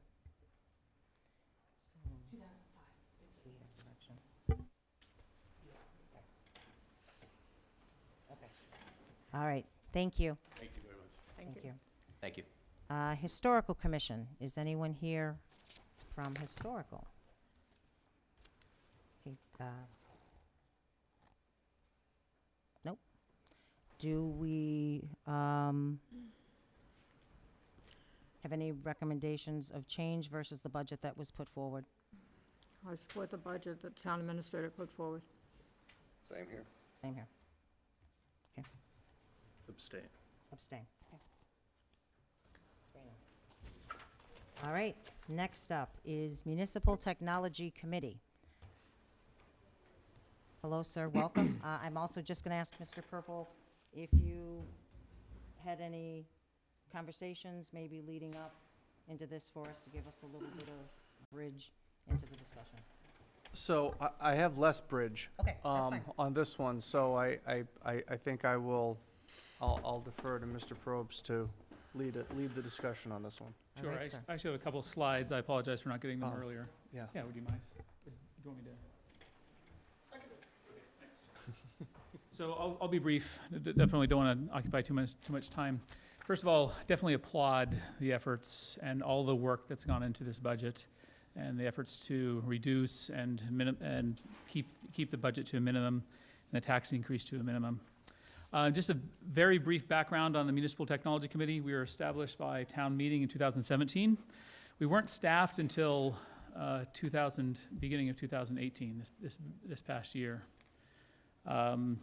And the goal of our committee is to serve all town entities and the citizens, not just information technology, but technology overall. We're staffed by, members are appointed by the Selectmen, schools, and library. I'm going to advance to the next slide. Our scope, like I say, it's not just information technology, but it's anything related to technology. That includes Internet of Things, radios. A lot of people have heard about 5G and its implications, benefits and drawbacks and so forth. It also includes things like building automations. We've talked a little bit about energy efficiency and trying to improve energy efficiency of our buildings. And there's a lot of great new technology at low cost that can greatly help energy efficiency of our buildings. The bylaw says we should have a budget, and that's not really in dispute tonight. It's the amount that's we're discussing. We've requested 5,000. Finance team proposes 0. Let's move on to the next slide. Just want to highlight a couple of accomplishments so far in last few months that we've been running. We've started our work on a 5-year strategic technology plan. And we've initiated a private fiber project to reduce town costs for what we're paying for leased fiber. And as part of even that design, we saved over $10,000 in the design, basically input from the committee to the design of that fiber, saving town over $10,000. We provided a bit of advice to the library on a projection screen, saving money on that. Basically helping the town and various town entities reduce their costs in what normal technologies vendors would overcharge town entities, municipal entities. We're reviewing basically technology spend. Our goal is to make sure our spend is strategic and kept to a minimum. And we invest in things that are wise, not just replacing just old technology just to replace old technology. We've provided a great deal of expertise that is not provided by town employee generalists. And of course, we're serving as advising to the cable TV committee and so forth. We're also devising various employee and technology surveys. Let's go on to the last slide. Why are we requesting $5,000? Spending purposes, first of all, one of our core principles is reduce town spending. There's a lot of town spending on technology that's not coordinated across departments, across entities, across committees, and our goal is to improve and drive efficiency and cost savings. We've already had even a minimum track records of reducing our spending. So any spending we have will be to, goal is reduce costs. And so we would like to spend things on surveys and maybe learn from other communities, what other communities are doing to save costs and reduce, increase efficiency.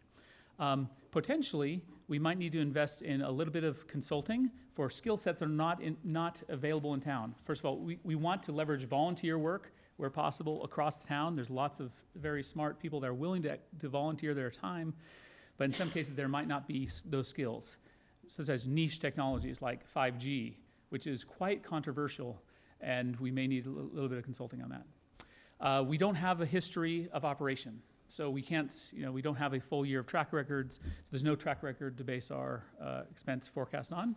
And $5,000 is our best estimate for fiscal year 20. That's all I have to share.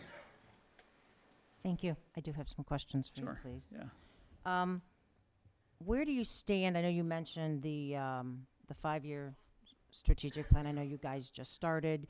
So where are you at in the process on that? I mean, is this something that by the time you've all gotten together and have had a chance to meet and start to move forward, are you in like the initial first phases?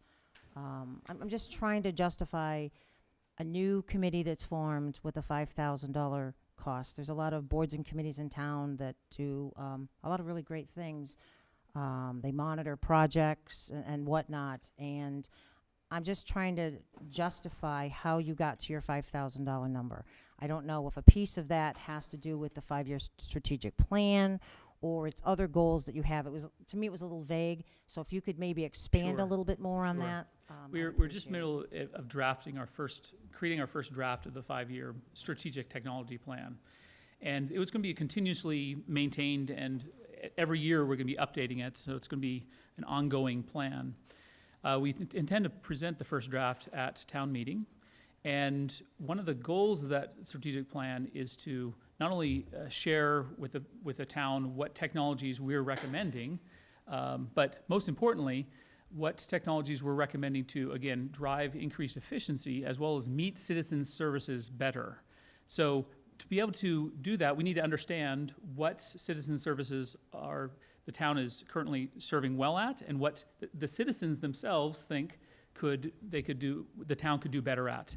And also collect ideas from the citizens, basically crowdsourcing of ideas about how to improve efficiencies and better technologies to use. So some of those costs are in surveys. Some of those costs are to survey not only the town residents, town businesses, and employees about their ideas and how to improve, and use the metrics we glean from those and place them in the strategic plan, but also to survey other communities. And so some minimal travel costs and so forth. And I'd say a good portion of that, or a portion of this 5,000 is the contingency if we have to turn to consultants for some niche technologies.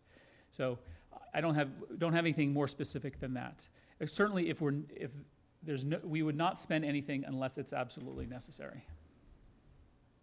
Okay. I worry, again, being a first-year board, not having your legs underneath you kind of as you go forward, and some of the things that we're looking at to cut here tonight, I don't know if that's too large of a number. I'd be curious to hear from the board as well.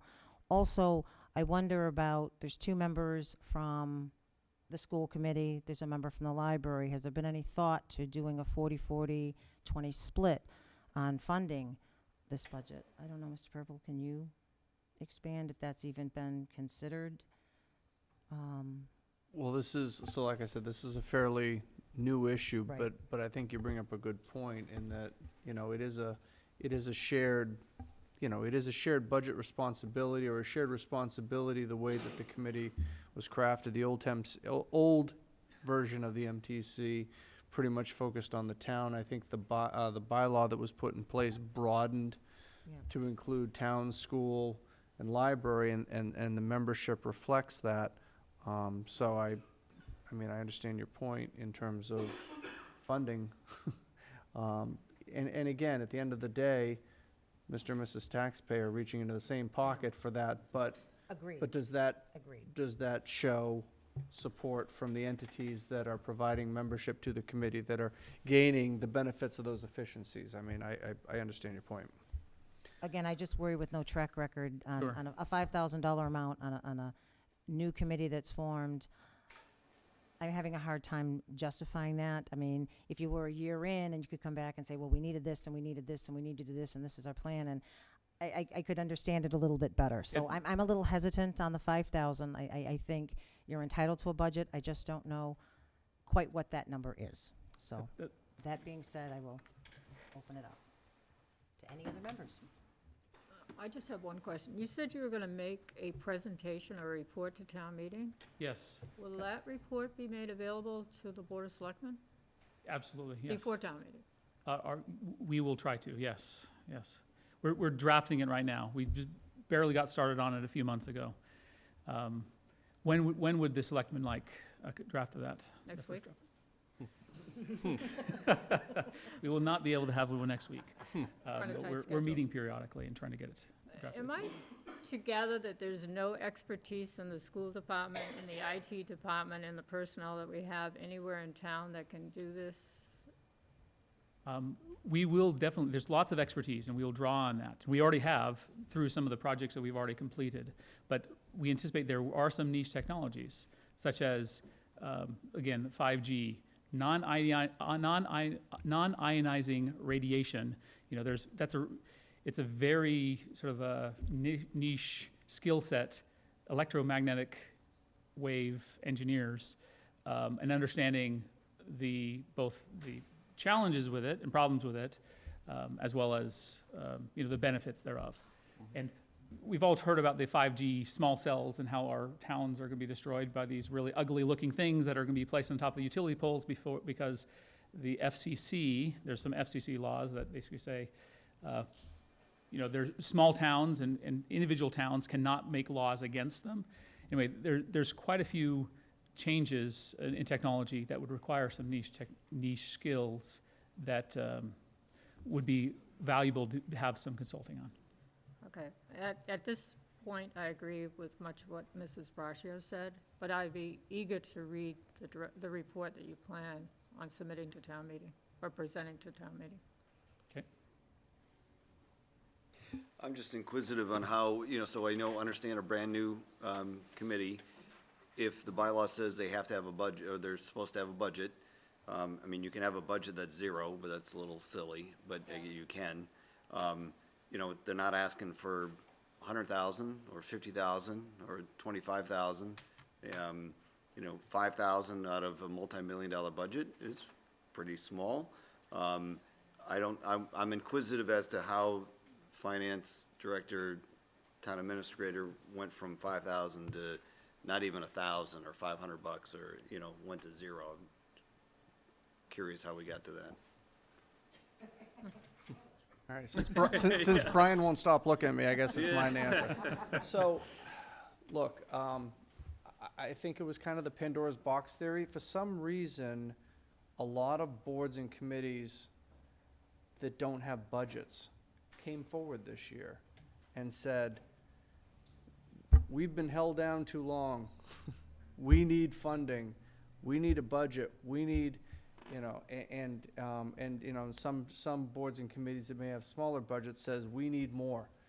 And we looked at this as a decision that, if we open it up and say, okay, they're looking for 5, we can do 2.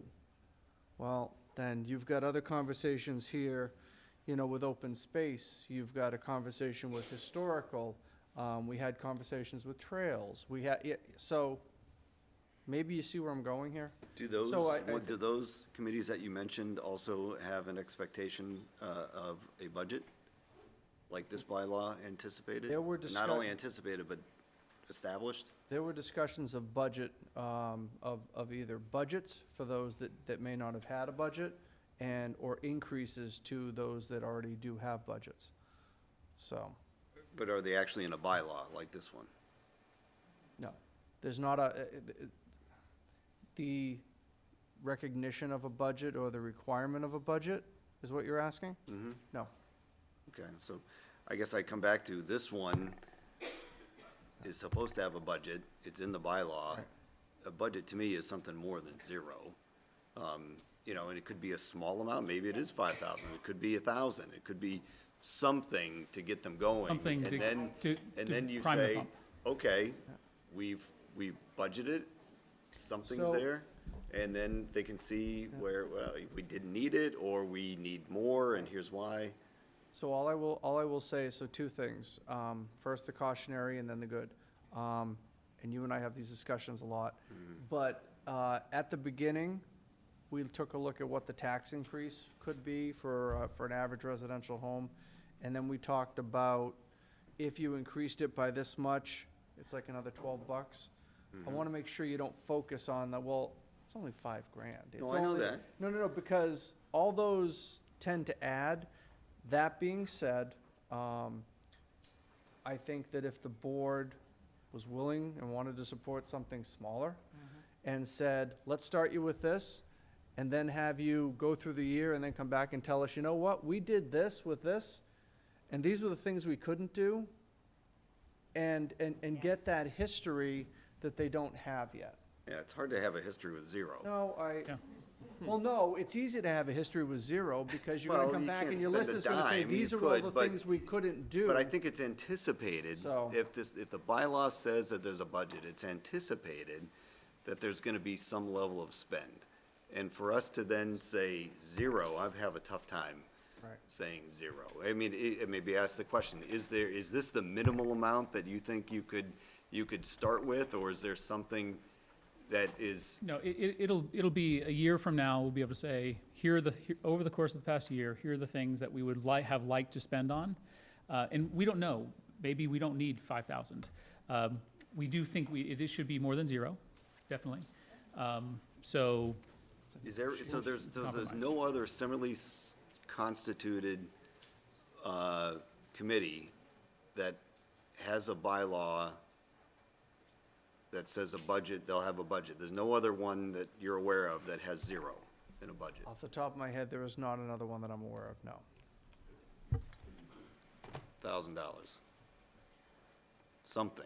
No, I agree something, Dan. I didn't think, I thought 5,000 was too much to start. And maybe 5,000 is even too little, I don't know. It may be. In a year, we'll know. So, and but that I think is- they should have something. It says in the bylaw I they have a agree. budget.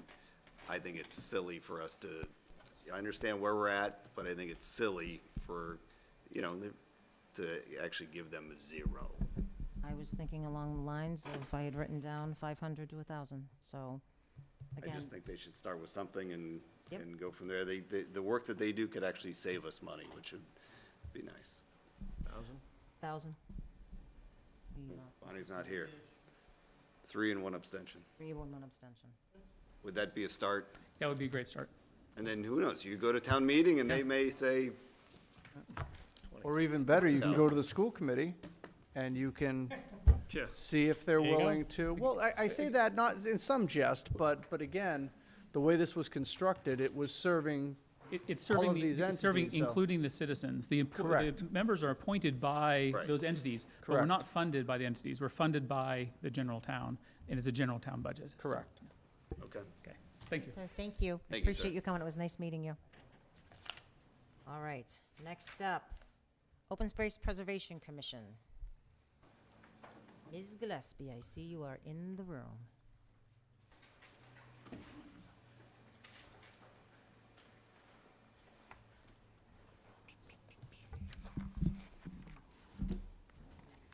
Good evening. I'm Freddie Gillespie, the Chair of the Open Space Preservation Commission. And this is one of my commissioners, Karen Savitchkovich. Welcome. And I hope I said that right. And I've been practicing. And Karen, I want to first thank you for your indulgence allowing us to pass out some information when we couldn't get it to you ahead of time because of our meeting schedule. And we have copies for the people in the room, too. And Karen is also our newest voted rep to the Master Plan Committee. And while she's passing that out, I hope I could have 30 seconds to thank the Board of Selectmen in the town of Southborough for your help and care in helping to promote the recent candlelight vigil for peace and unity. Despite a really rainy, cold night, Town Administrator Mark Purple attended.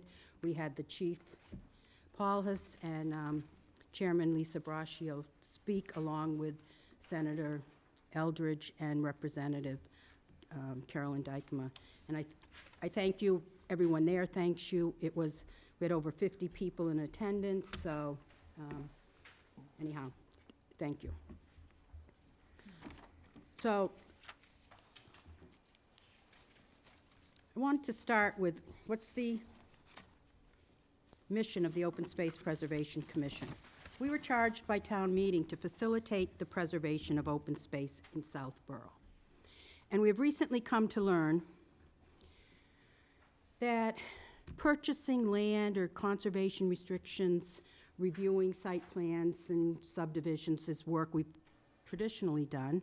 And we've also done work on bringing the townspeople out to the open space so they can see the value of it, holding nature walks and the like. With the high price of land today and the lack of many opportunities, it became more evident that purchasing land is not easily done today. At the same time, with a budget from the Open Space Preservation Commission, I attended a conference where the world-renowned Harvard University entomologist E.O. Wilson gave a presentation, and he talked about the crises we're in right now. And at the same time, I've been to workshops where Doug Tallamy, the author of Bringing Nature Home, which has started a movement nationally, and we're in an environmental crisis where how we landscape matters. What you do in your own yards, how the town landscapes, how trees at the roadsides, all of that matters because we are having a crisis with pollinator collapse, which isn't just pollinators, insect collapse. And if you Google it, you'll find insect Armageddon is a term that is not way out there. I'm not Chicken Little with my, screaming the sky is falling. If we don't have the insects, we don't have plants, and everything starts to collapse. So how does that relate to open space? Well, open space, if you're not dealing with just, conservation restrictions and protection and subdivisions, our bylaws, the general definition is any land that's open to the sky without buildings and, roads and parking lots. Therefore, preservation of open space indicates that how we use any land that's not developed matters. But there's a huge education component to this and awareness, and that's what we have embarked upon. So we started recently a native plant and pollinator initiative. So we're protecting and promoting open space within Southborough, not only by purchasing land and creating conservation restrictions. We want to seek other ways to fulfill our goals. And it was through this that the Native Pollinator Plant Initiative was born. And we are promoting native plants because they are beautiful, they are better for the environment and our pollinators. They are cost-effective, utilizing less water and being more adaptive to the environment. And they're going to save our butts, our lives in the long run. This is not a small issue. And so, moving on from why we're moving into that realm, I want to talk about why are we asking for more of a budget now? And I heard Mark talk about levels of services, and that our request is responsible. We're not looking at this in a vacuum. It's $1,500. I actually sat down with Mark and Brian and presented over $8,000 budget that we could use. But trying to be fiscally conservative and responsible, we marked it down to $3,000, which, yes, it's a 100% increase from our $1,500, but we've been underfunded for years. But not only that, we're taking on new responsibilities, and unfortunately, fortunate for the town, but unfortunately for the Open Space Commission, 2 longtime members recently moved on. Lisa Braccio is now the chair of the Board of Selectmen, and Mimi Luttrell is now on the Planning Board. That means we have new members who need more education than older members, because there's land trust conferences to learn about the old-time I don't mean old-time, but the land trust, land purchase, land conservation restrictions, how you do that. And now we have added this whole new realm of native plant initiative, native pollinators. We need workshops. We need to educate ourselves, but there's a value add, because what we learn, we bring back. So just yesterday, I was out on a site walk of conservation land with 2 members from Mass Wildlife. They're going to provide us habitat information. They pointed out some species that there's another issue this town needs to be ready to address. I think it's disaster preparedness. If you thought the longhorn Asian beetle problem in Worcester was bad, we have one that has just hit our shores worse than any other infestation in over 100 years and maybe ever. It's the spotted lanternfly. They had it in Pennsylvania. They were trying to quarantine it. It's now in New York. It's in Maryland. It's headed here, the next strong wind. There are things we can do with getting rid of invasive species. The tree of heaven attracts it, and then once it's done eating that, it eats everything. This is not just, the foresters, the hardwoods up north are concerned. This is something your Open Space Preservation Commission can help with, because I bet, how many in this room know what a tree of heaven looks like? So that's something we can bring to the table. We also have been working with Dr. Robert Gigier, who was recently interviewed by Newsweek magazine. He's entering his 5th year surveying Breakneck Hill Conservation Land, where we have a rare species of butterfly. He has trained volunteers, so there's value add there, recreational and informational. He has given us lectures. He's actually coming before us again on February at the library. And all of this because I attended a workshop that I paid for myself to attend out in the western part of the state. met him and asked him to come to Breakneck Hill, and when he came, he found, one of the first bumblebees he found was Bombus fervidus, which the state at that time had said was extirpated from the state, wasn't here anymore. Well, now we know it is. We changed the State Wildlife Action Plan, and now we're managing Breakneck Hill differently. He also provided us with a grad student from March through November, once a week surveying Breakneck Hill. He surveyed. This is not insignificant value. Now, if you don't care about the environment, and you don't care about bumblebees, you may think, so what? But this impacts everybody who lives here. Survey after survey, people say they care about open space in Southborough. It's a main reason people live here. But what's one of the main values of open space?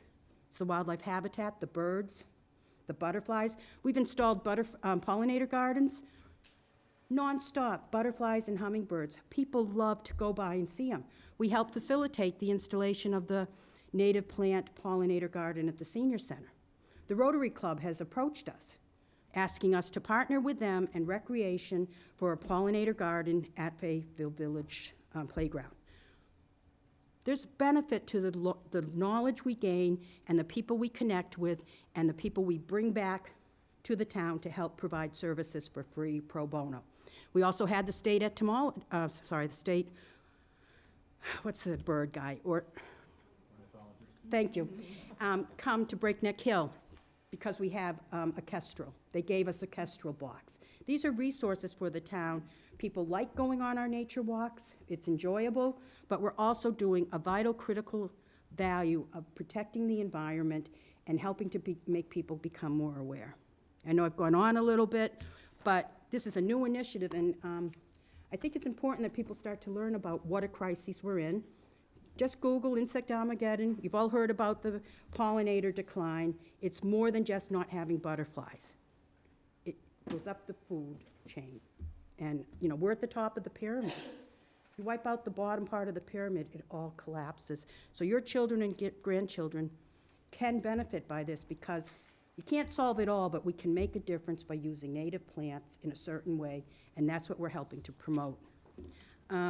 If you look at the handout, I'm not going to go over all our accomplishments in the last year, but you can see we've done a lot. We work on a lot of projects. We're in the middle right now of updating, finalizing the open space and rec plan. Had a little glitch with some employee turnover. We're back full force on that under the leadership of the Open Space Preservation Commission. And so we have 3 areas where we're looking for funding. And I would just say another thing, you know, we hear talk about how hard it is to attract volunteers. You know, and we're looking for a new, you know, at least one more to the Open Space Commission, so anyone in the room or at home, you know, please contact Mark Purple or someone at the townhouse how to get in touch with us. But how do you attract someone when you say you have to pay out of your own pocket to do the work that you've been charged to do by the town? I won't tell you how much I've spent, and you shouldn't have to. Commissioners shouldn't have to pay for the work that benefits the town. And then I will also say this native pollinator initiative, we're above the curve. We're cutting edge. I have people from all across the state contacting me to say, how are you doing it? What are you doing? How are you getting that done? It's not because this is unimportant. People from Pepperell and Cohasset are not calling us up to say, how are you doing it? It's important work, and it's something the town should support.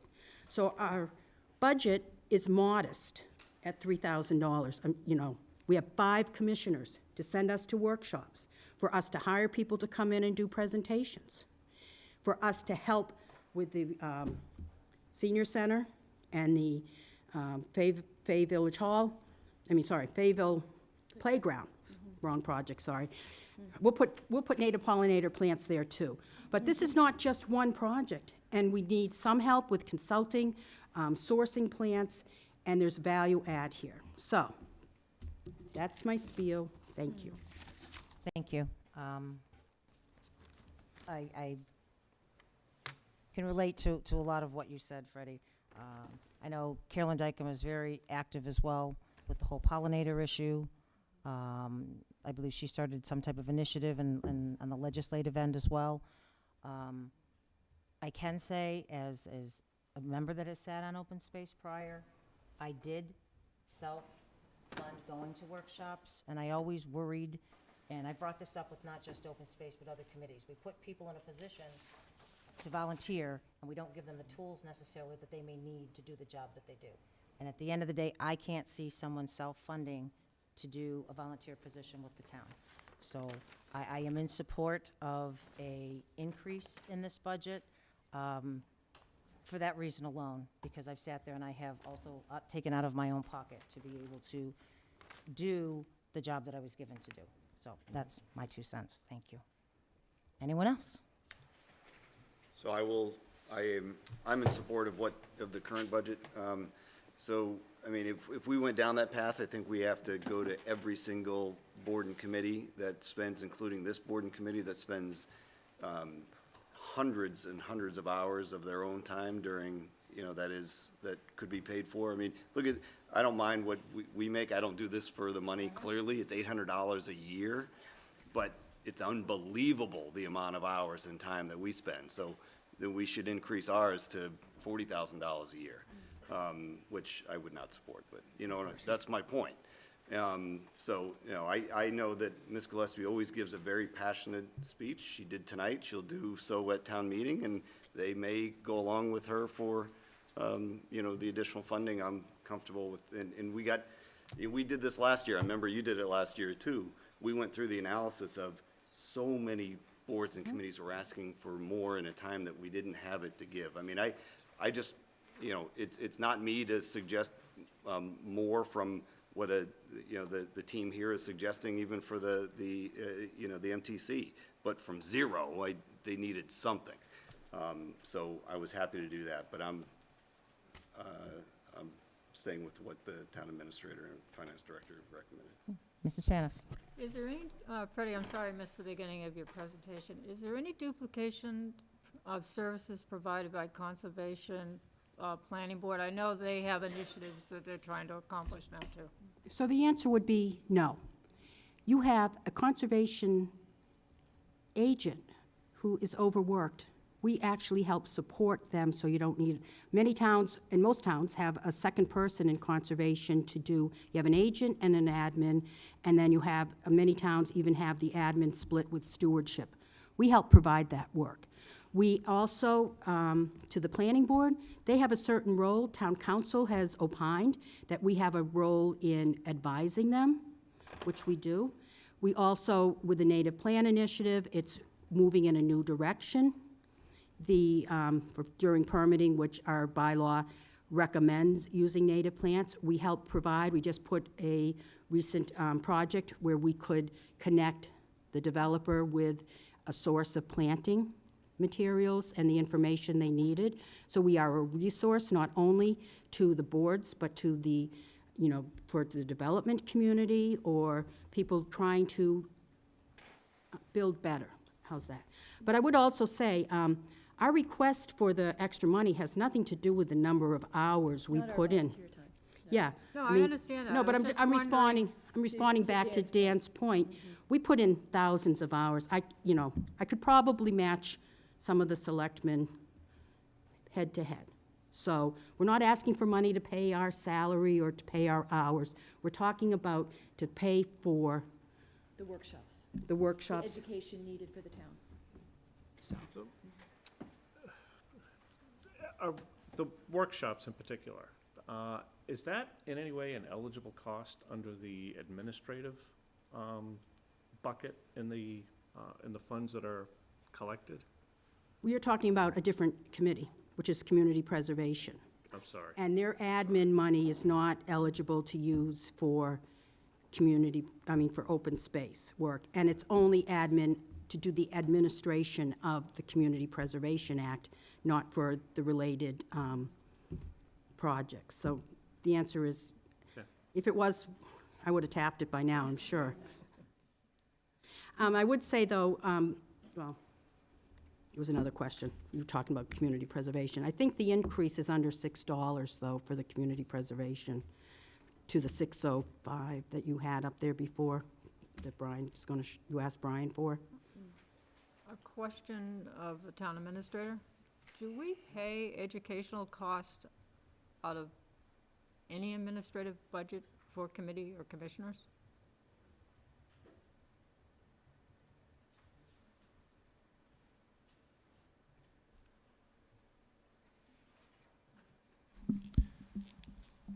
We pay for things such as like conferences, seminars through some of the boards and committees, yeah.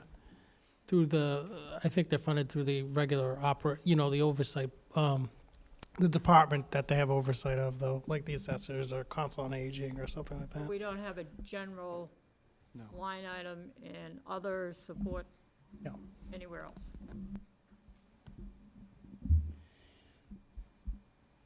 And I'll also Well, going point, back to I mean, I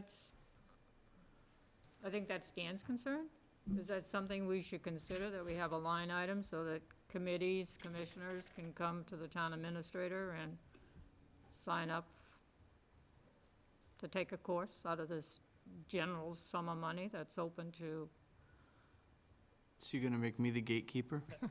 well, I think it addresses Dan's concern. I think that's a And- job description issue. No, can do like that I said, too. I mean, no, I know. If the board feels that there's a value to that, I would strongly recommend that you do something within that department, so I think that's where we've tried to, we have not had we've consolidated a lot of, different accounts, be it utilities or those type of things into one budget for all departments, but there are some things that I think are difficult to try to do that with, and that may be one of them. If I can just add too, we did with town council a workshop for ZBA, for planning board, conservation, I'm just trying to believe conservation was included in that as well. There was a workshop so everyone could be very clear on their roles for new members and whatnot. Town council did it pro bono, thank him for that. But, we did provide a service to our volunteers, elected in the case of planning board. But to answer questions, and I'll tell you, it was very useful. It was a useful 2.5 hours. It was done on 2 Saturdays.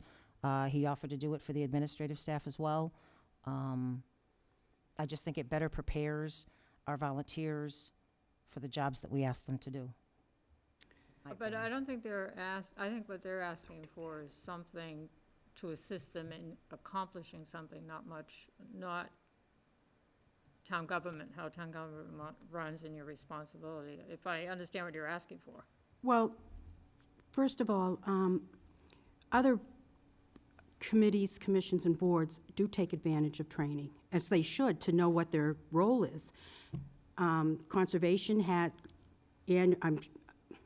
they have an annual MACC conference they go to. Throughout the year, there's workshops. There's a planning initiative. The thing you have is that this is not just a simple, we want money to go to a workshop. We're also giving up our time to spend a Saturday indoors, often in the spring, in a beautiful day. This is so that we can gain knowledge and also networking and bring people that come back and give value to the town by pro bono or just even knowing who to ask to come in and help us out. You're not going to find that sitting home in Southborough. We would not have had half of the resources we have brought to the town to share with the townspeople by staying home and not going to workshops and conferences. No, that's not what I was asking for. I was trying to find out if there was a cooperative working relationship between your board and 2 other elected board and an appointed board in this town that would benefit anyone that wanted to go to help address the effort that you're trying to take, whether it's a conservation member or planning board member. That are then going to come and work, It was just a question. I'm just looking for answers, that's all. I guess my answer would be, we work cooperatively with these boards, but we bring what we learn to them because they don't have the time to go to the workshops we go to because they have their own workshops to go to if they have the time to attend. Okay. That their boards and committees can pay for.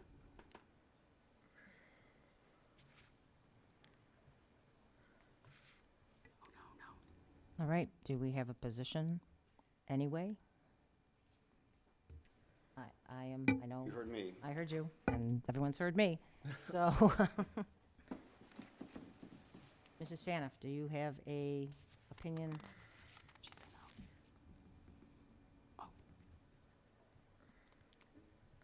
I'd like the opportunity to sit down with Ms. Gillespie, because I did miss the beginning of your presentation, which I apologize for, and bring it back to next Tuesday, or the next meeting we have, if that's okay.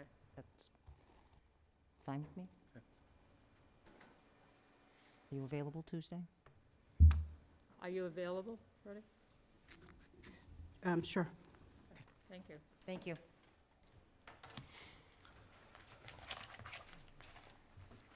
All right, next up, Police Department.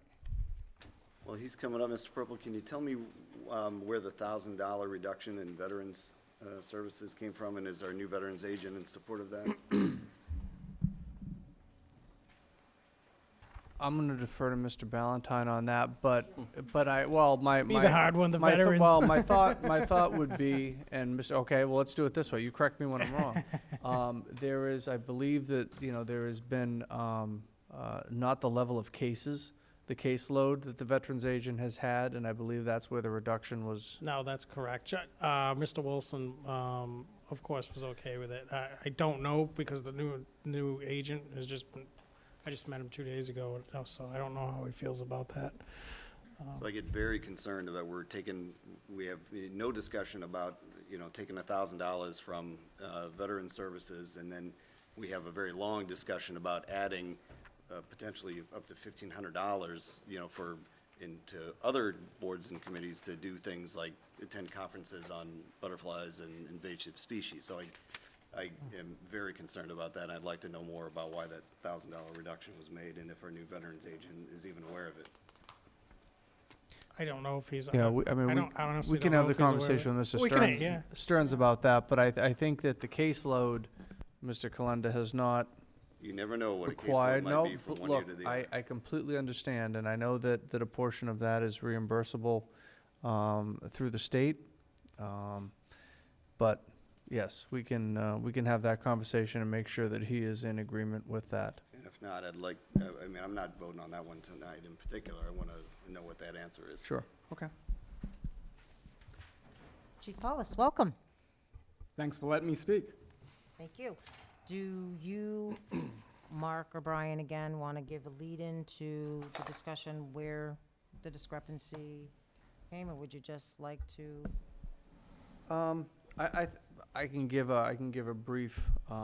Just for those that may not be aware. Yeah, a small frame for this one. So normally, historically, we have purchased 2 new cruisers for the police department each fiscal year, and those are rotated through. The new cruisers become the frontline cruisers, and some of the other frontline cruisers are then downgraded into secondary vehicles, and then we end up getting rid of 2 cruisers. We're never expanding the fleet, so to speak.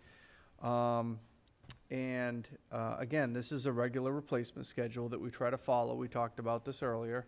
The magic number being 100,000 miles, that if, when vehicles tend to get over 100,000, 110,000 miles, the likelihood of maintenance increases, the cost of maintaining those vehicles may increase. And so we've tried to follow that maintenance schedule. This was a discussion, and this was the looking at all of the capital, the way we looked at the capital this year. And this is one of those things we talked about earlier, that we reduced the road money this year. Okay, we can't sustain that next year. We're going to have to increase that next year. And the same thing with this. If the board goes along with the recommendation this year to stick with 1 new cruiser, we're going to have to go with 2 next year. There is no, we can just continue along at 1 because we're going to end up incurring more maintenance costs. We did increase the maintenance budget within the police department and to try and address any potential issues that are raised by pushing some of the vehicles beyond the limits that we would like to adhere to in terms of our replacement schedule. Again, that's, you know, one of the decisions we made in the budget, but I'll let the chief speak to it. Thank you. I'd just like to start to say, I was thinking over there, and I'll be here 5 years next month, and this is the first time I've ever addressed a board where it wasn't completely a pleasant experience. And I'll knock on wood, if I can have another run like that, I'll take it. So I just want to start by saying I have the other public safety head in the room that, and obviously, you know, I'm biased. I don't think that there's another item in this budget than the, you know, reliability of the public safety vehicles. And that being said, there is an industry standard that the town administrator talked about. When I got here, just through my experience in my previous position, I knew that that was about 100,000 miles. There's another industry standard that's 80,000 miles, and that's what the town was doing when I got here. And there was questions about that at advisory. Just in taking a survey of the area towns, some still do the 80,000, Hopkinton, Grafton. There's a few that have switched up to 100,000, which would be Ashland, Upton, Northborough. And most of those towns are just getting rid of the vehicles at 100,000. You know, we're moving them up the line for administrative and detail items. That being said, this was an item from last year. So this is, I was asked to defer it from last year's capital because the budget wasn't good to this year. Now we'd be still not replacing that vehicle. And a problem that comes in is that July 1st comes, and then you can put your orders in along with, you know, 100 other towns, and they put you in the queue for the vehicle. So by the time they order and build this vehicle, you won't see it until probably November of 2020. So you're looking at more than a year's deferred. What I want to do and what the plan was when I came to advisory several years ago is I said 100,000 at the limit when it be rotated off. That being said, we have one that's at about 100 right now, and a frontline vehicle that will have 100 by the end of the year. They average about 20,000 miles a year. If we don't replace that on the schedule, then those vehicles up the line don't get replaced, and those become decrepit, which is what we're seeing is going to happen in the future here. That also being said, details are a big part of the upper line cars, and they take a lot of abuse up there. They also bring in some fees, you know, in keeping those upper lines ready for service while we still can. So I know I just got some figures today. In the last 4.5 years, just the cruiser fees are about $72,000. In the last 6 months, they brought in $11,000. That being said, we have a Main Street project. I don't know how many cruisers will be out there every day, and then we have the continuation of the Route 9 project. And looking at some of the vehicles, I sent you a list. We have 11 on there right now. One of them is a 2011 vehicle. I'm about to take it out of service. The gas tank just rotted out of the bottom of it, and the body rot on the back of it is becoming something that I don't want to invest in. So we'll probably be down to 10 vehicles shortly.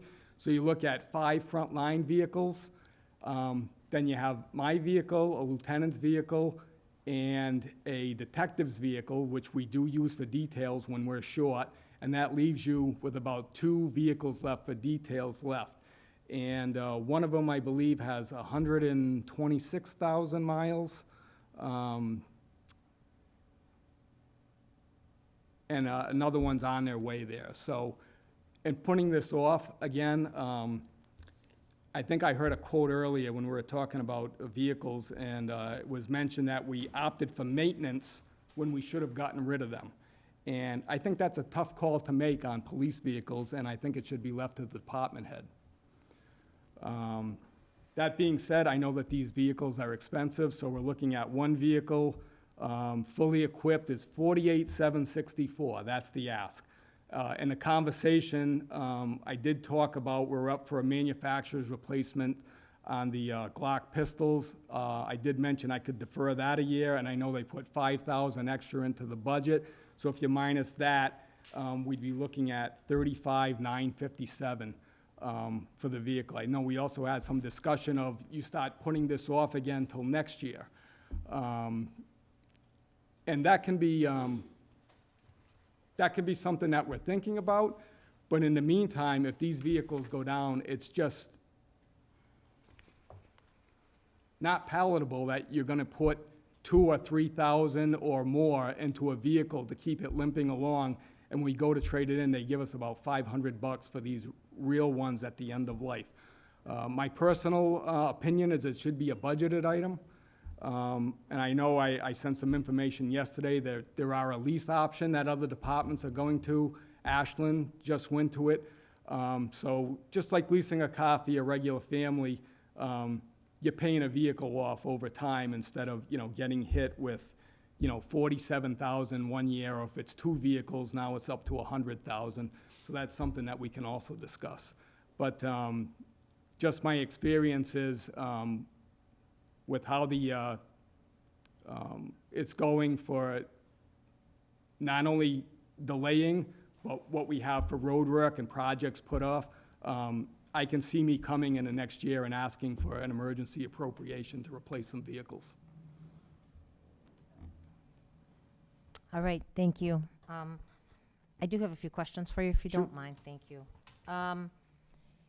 Typically on an afternoon or a night patrol, there's three vehicles on the road at that time. That's what we're shooting for minimum, but Right, usually right. if we're fully staffed, it can be 4. It can be 4, okay. Because I'm just looking over and I'm just, again, trying to find a way that we can make everything work. And I know, like, number on your schedule, I don't know if you have it in front of you, the one that you had supplied us with. I would assume there's one car on the capital plan to be replaced already, is that correct? Yes. Okay, so I would assume that would probably be number 110, because that looks like it's got the most miles of the frontline Yes, it's cruisers. just about hitting 100,000 now. So that one will come off, that will shift to a newer. So then your next oldest front-line cruiser would be the 2016 Ford Explorer for patrol supervisor? Yes, and that has about 80,000, and we average about 20,000 miles a year on them. Okay. Like I said, that vehicle, even a replacement, the one replacement would be probably online about 10 months from now. So that'll be just about at 100,000. And so I would imagine during the day you would have more vehicles on the road than you would at night anyway, Oh, yes, obviously. during the day, sometimes there's absolutely no vehicles available. We'll have to turn down details, or people are going to court or training. We just don't have any vehicles available. So with the court officer, the lieutenant, the detective working, pretty much all the vehicles are spoken for most days. So it's more for daytime details and whatnot, more so than the afternoon shifts when there are 3 or 4 people on, and if you've got 5 frontline cruisers, I'm just trying to understand. If you have 5 frontline cruisers and you're potentially only using the 4, it's more during the daytime, like you said, when you're kind of out of vehicles based on the road work that's gonna happen here on Main Street and what's gonna happen on finishing up Route 9 and whatnot, so, okay, thank you. And that being said also, so I have 5 frontline Mark cruisers that I want to keep under 100,000 miles. I know a few years ago, we had a bad rash of accidents, not our fault, luckily, and no officers were injured. And I remember Mrs. Fenoff saying to me, why was a frontline cruiser being used on a detail? Well, when these cruisers are out for maintenance, or they're say in an accident at a repair shop or whatnot, those come off the front line, and then I have to take vehicles that aren't on the front line and replace them for service. And if those vehicles are decrepit, it's just not palatable. Okay, thank you, appreciate it. Mrs. Fanoff? Thank you. What number vehicle, what is the cruiser number that you're replacing? I'm trying to follow it on the chart you prepared for the board. Let me see. 110. Yes, 110. Right, you're looking to replace 110. That's already in the budget That's plan. budget. We have And one What's coming. the second vehicle that you're looking to replace? 111, which will have just about at 100,000 by that time. The 107? Does that vehicle go home to a residence and return every day? It does not. It's assigned to the lieutenant, and then we also keep that vehicle is unmarked. We have a computer in it, and we use it for traffic. So when the lieutenant's not using it, or the nighttime comes, officers like taking out that, they have more success with that car. Could you So- move that vehicle to a frontline vehicle and substitute it with one of your aging vehicles? That vehicle already has 82,000 miles on it, and the answer would be no. It's used for administrative purposes, it's used for traffic. Certainly, if we had cars go down, that would be a substitute. But like I said, if I don't keep this line moving, some of these vehicles at the other end, they're just not gonna be worth throwing tons of money into. And they're not reliable, and some of them I would not even move down the line to replace a vehicle that was in an accident. I appreciate that. Detail work. Yes, In the past, and I see it in other towns, individuals use their own personal vehicle. I am totally against that. But I'm saying it does happen. I've instructed people, they're not to use their vehicle. You can imagine the liability if somebody gets hit in their personal vehicle. The town of Southborough does not do that. That's why I'm asking the question. Yes. Okay. Route 9 and numbered state roads, state police handle those details, or do they deny doing them? No, we handle Route 9. We handle all the traffic accidents, whatever comes up, all the details, we handle it. My questions are more informational for the public watching. The police department donation fund from Harvard Primate, or Harvard School and others. Yes. Do you have a balance in that? Yes, we do. Have to defer to Mark. Is it dedicated to anything? I know you're removing something from your budget, which I'm suggesting you take out of that. So I know there's a portion of the funds that, in that fund between the police and fire that are being used to help make some improvements to the radio system and the repeaters. But is there a I don't, balance? well, I don't know what the balance would be, and I can't read the town accountant's lips. 25,000? So I think there's about 20, so just in police? Yes. So it's about 25,000, I think, is the balance in police. So what you remove from the budget, you technically could purchase out of those funds if I will necessary. say, we have set aside some of those funds for some planning, because the infrastructure on the radio system needs some serious work. So we've already had a meeting that those funds are earmarked towards that project, which is extremely important. If I were to hazard a guess, I think probably 10,000 of those funds are not. I think at least 15 of those funds would be committed to, as Ken discussed. All right, I think this needs to go to town meeting. The cruiser. The request. You're saying there's no other alternative to shift any of the vehicles that you have listed here in a different rotation pattern to buy another year? No, we bought another year last year, so we'd be kicking this 2 years down the road. I'd make this a separate article. I will say that Only because you're saying you can't do it and you're down. if it isn't approved, I think my only alternative would be taking some vehicles out of any detail rotation, which they make money. And, it is a safety issue, especially with Main Street and Route 9 coming. I mean, some of these things you can't do without a detail. If they're in the middle of the road or whatnot, around a corner, patrol will come first. But like I said, by the time we get these things built, I mean, you're delaying this a year and a half, really.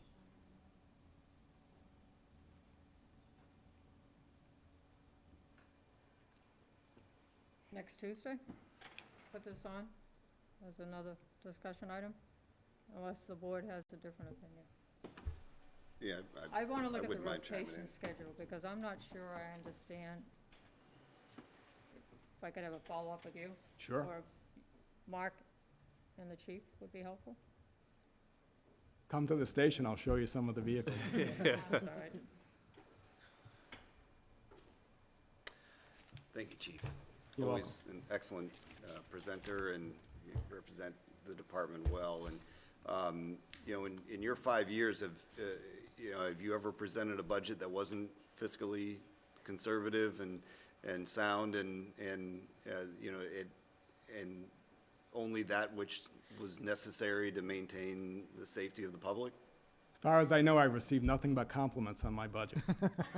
That's, I would agree with that. And so there's a difference here of $18,407 between your requested budget and what is being recommended to us. So is that the cruiser? Is that all we're talking about, or is there more things than just that? My regular budget, everything in there is just contractual, that's it. In fact, we cut, very slightly, a couple of line items. But yeah, my regular budget is, I think, even before we cut a little, it was at like 2.0%. So is the only thing that you're asking for tonight is that vehicle? Yeah, and it's a capital item. And that you were already, you were promised that was gonna be, you already deferred that once, did you not? Yes. And Mr. Ballantyne, do you expecting that we're gonna have a much better economic environment next year? Already asked and answered.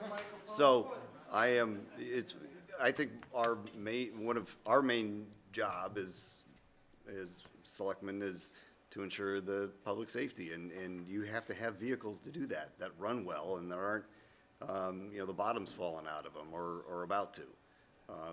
And so I am in favor of spending the money this year for the vehicle that was planned all along, and that I'm not gonna defer it. I don't wanna see it deferred till next year when we're in a worse economic environment, and then ask the chief to maybe cut it again. Chief, kick it down one more time. So I would advocate that we fund the vehicle as, we had planned to all along. I will say, it's very much in its infancy, but I think that I can sit down with Mark and Brian. There is something that might be much more palatable to do a lease option. And I was thinking the same thing, Chief. I would love it if you could research that and come up with a viable option to lease, and then this is a continual thing where those vehicles are coming off lease and you have to replace them. Maybe that's Yeah, more I'd be happy to economical way take a do look it. at that. I know Brian and I had a conversation, but I think if those leases are gonna roll, and I looked at just the brief information you sent, but if those leases are gonna roll for 4 or 5 years, and you get everything into a cycle, you're spending about $80,000 a year versus 94, 95. So, it may not be that much of a savings, and I'd love to see the fine print, just to understand, what more we may be having to pay in that and everything, but it absolutely is worth the discussion. So if the board, I don't know if the board's gonna move forward with this or not tonight, but I think the number that we're looking at, based on what the chief has mentioned, is if he's willing to put the Glocks down the road for the year, the $5,000 in additional maintenance is taken out of the budget, which was going to use to shore up against this purchase, then you're looking at just shy of $36,000, $35,857. I think that's the number we're talking about.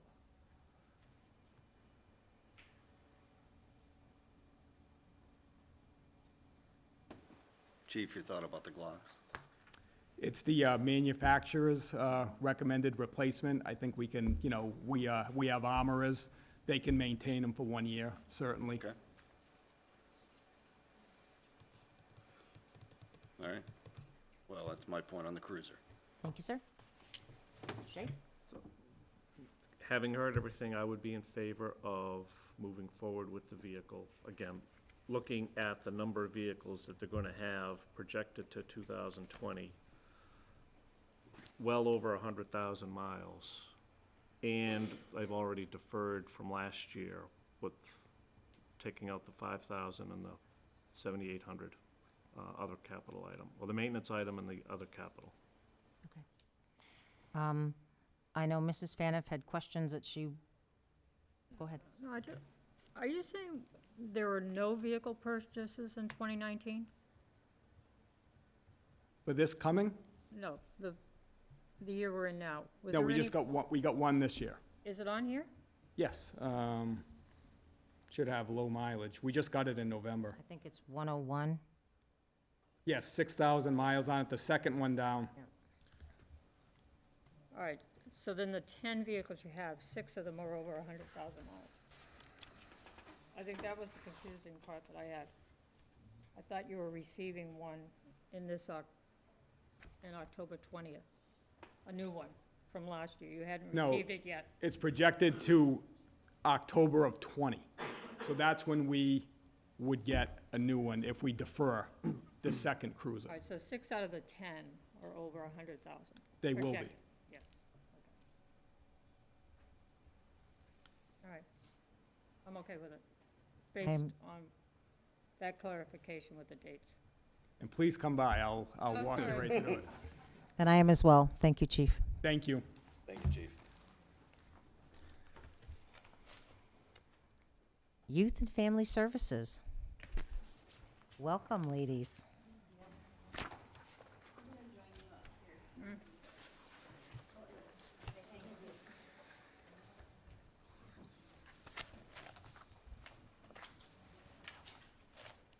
Hello. Hello.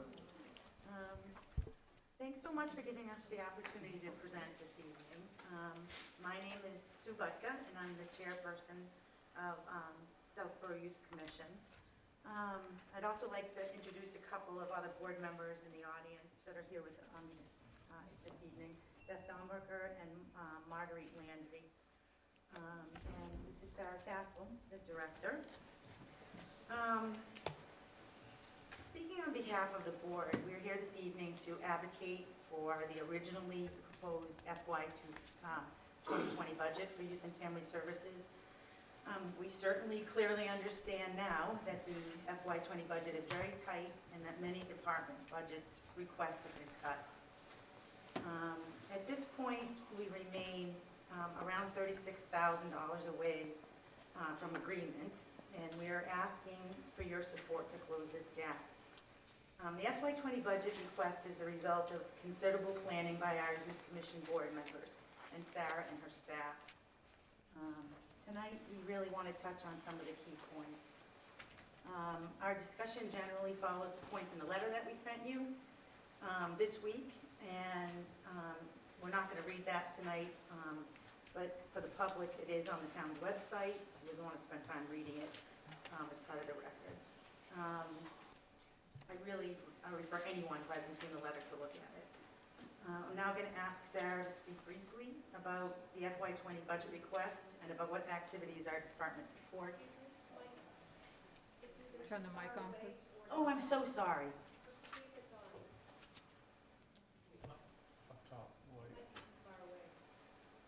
Is that okay? I think that's working. Sorry about that.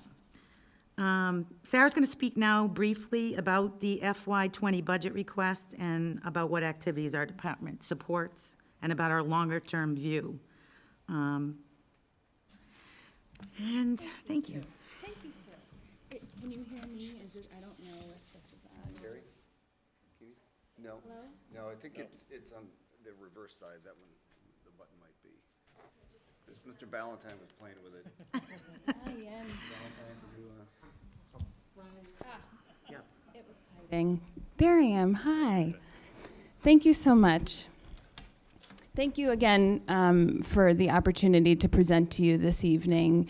We've been hearing from a lot of departments and a lot of needs in town, and we really appreciate your attention as the night is going on here.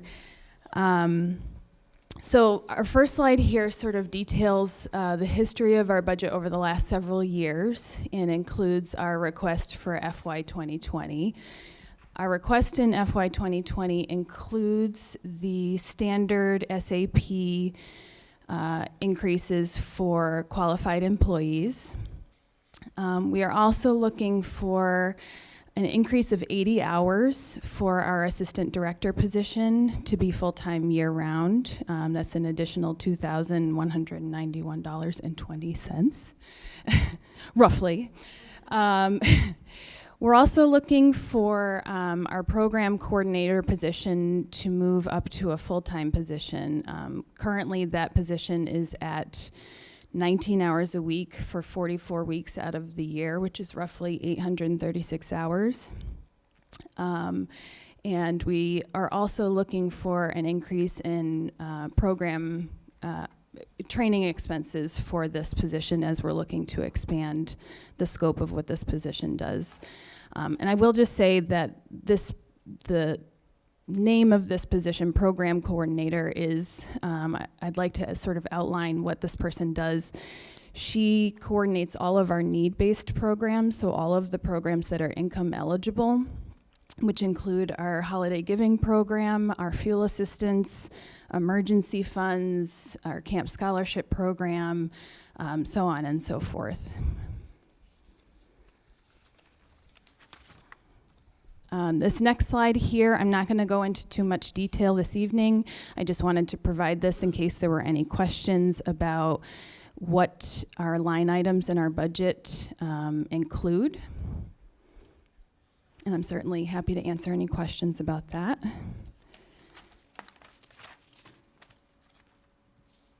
Oops.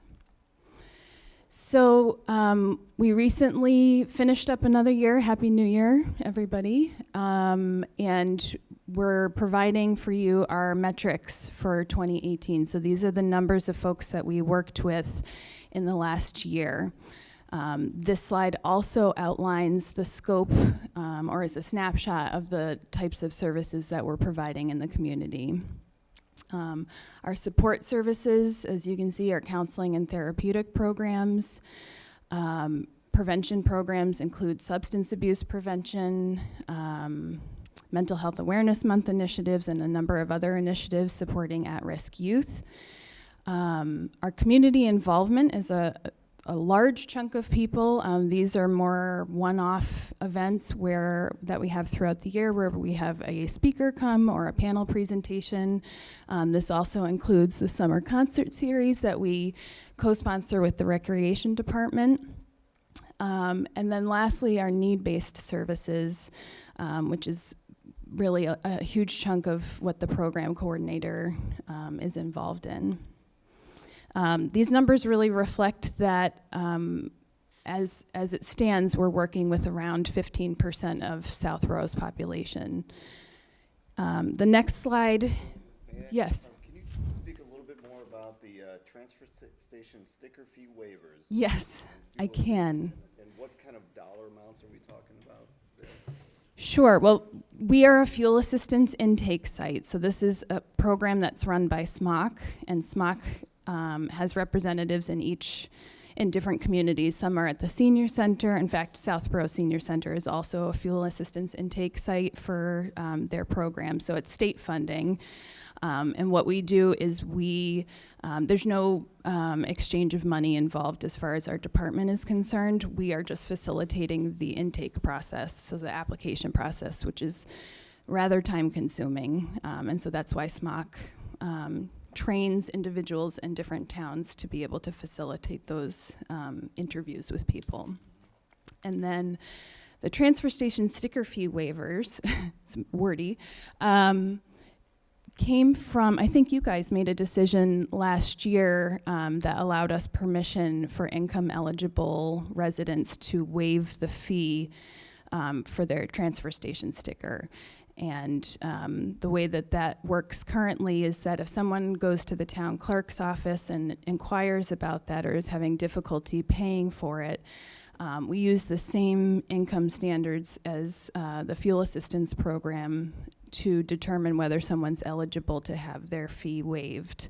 And then we've worked with the clerk's office to create some paperwork that approves a person for that fee to be waived, and we send it over to the clerk's office, and there's communication that happens between the two departments. I see, so there's no money, you're not, Right. you're helping facilitate it through the town clerk's Yes. office, and that's where it's Yes. taken care of. Yep. Thank you. That's why there was a change in the rules and regulations to allow a waiving of that fee. I wasn't, that connection piece, I was not Sure. Thank you. No problem. So the next slide here really outlines the number of hours that we're spending across each of these categories of service. And as you can see, our support services, so this is our counseling services, our therapeutic programs is the lion's share of the work that we're doing.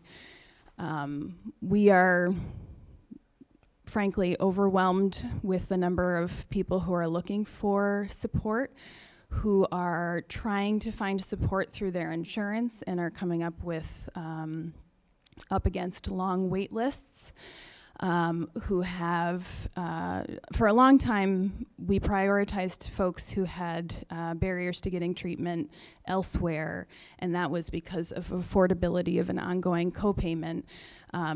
Now, unfortunately, people are finding that there's long wait lists left and right, and for I'll use an example of an adolescent who's experiencing suicidal ideation.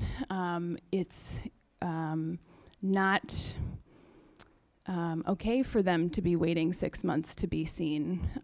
So our staff, we have 2 licensed mental health clinicians, including myself, and we also have 2 graduate level interns working with us every year who are both 20 hours a week each, so the equivalent of yet another full-time clinician. All 4 of us are seeing clients and providing group work, and so that takes up about 86% of our time.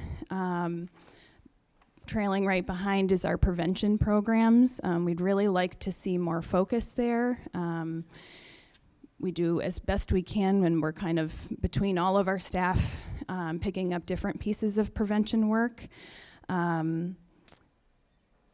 Behind that is our need-based services that are around 3%, and then oddly enough, that huge number that you saw on the other pie chart of 755 people, we spend only about 1% of our time on those programs, so we get a lot of bang for our buck when we do those, and it's a really great opportunity for us to connect with the community at large during those events.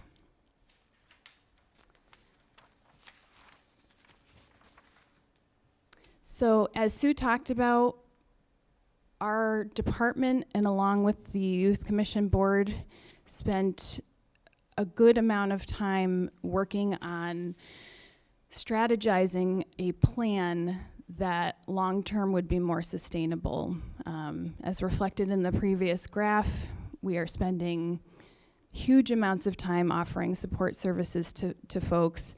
On top of that, our need-based services are really expanding in the scope of what we need as far as being able to be responsive to the needs in the community. I don't think many folks are aware that in the last 3 years in the last 2 years, we've had 3 homeless families in Southborough who have come to us looking for help. And we've really fallen short of being able to know where to send them, how to respond, and we're scrambling to find time to research what we need to do, find out what programs to send them to. And really, so this FY 2020 request is really highlighting the needs to do a better job at responding to these need-based services. But in our process of planning, we came up with a number of needs that the department has in order to be able to be sustainable. A few things to highlight. This 5-year plan has an end point.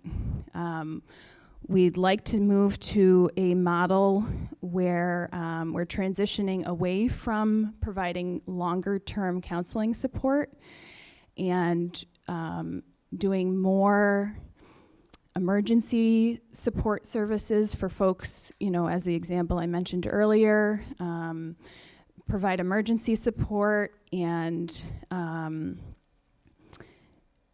active referrals and navigation support to those outside referrals. We'd love to tap into state, local, federal resources. There are substantial amounts of programs and services that are available to Southborough residents, but we currently don't have the capacity to be able to equip ourselves with the skills to help navigate those public assistance programs, nor do we have the knowledge of where to send people. And so our hope with this model is to have our different staff members specialize in particular needs of the community, and furthermore develop a referral and navigation support system for folks instead of providing so much direct service ourselves. We initially, when we were going through this process, we came up with several different versions of what this might look like, and all of these things are a priority. I'm sorry, I'm probably talking too loudly in the microphone now. I'm passionate. All of these things are a priority for us, and they all work together. We had settled on a 2 to 3 year plan, trying to be fiscally responsible. We amended this to look, 3 to 5 years out. We understand that budgets are tight, and we know that it's a difficult position to be in.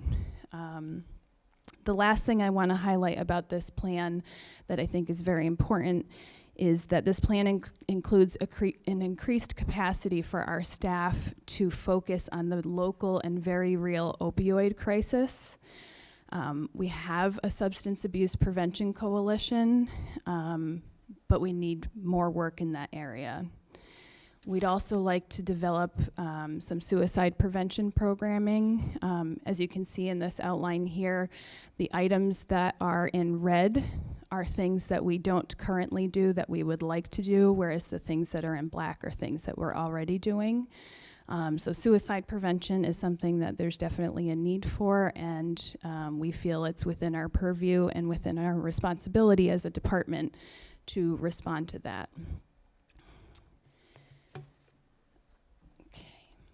The last graphic we'll show you is a snapshot of our budget over the last 30 years. So the green arrow, the one on the top, is the population in Southborough over the last 30 years. So it's grown from around 6,600 up to over 10,000. Below that, the blue line is our budget as it's increased year to year. The interesting item here is actually the red line. So if we were to adjust for inflation, you would see that our budget went up a little bit around FY 2000 and has sort of flatlined since then. And in fact, we've lost some of our purchasing power over time. So this graph really demonstrates that there's a gap between what our budget is currently able to provide, despite the growing population in Southborough and the increased pressures economically and socially on families. And really what we're trying to do here is to try to decrease that gap and work on a more sustainable model as we're falling short of that right now. I think that's all I have to say at the moment. I'm going to turn it back over to Sue. Thanks, Sarah. I just want the board to know and the public to know that I've been on this board for about 6 years, and the increase in needs is just unbelievable. The opioid crisis in 2017, in my house alone, my husband and I went to 6 funerals of boys around my son's ages, between the ages of 21 and 28. 2 of those boys were from Southborough. Other were work-related, and then the suicide rate has increased. We're losing a whole generation of people. I never thought that this was something that I would have to worry about. I really feel like they need more help. They're drowning. They don't, this isn't fluff. We're not asking for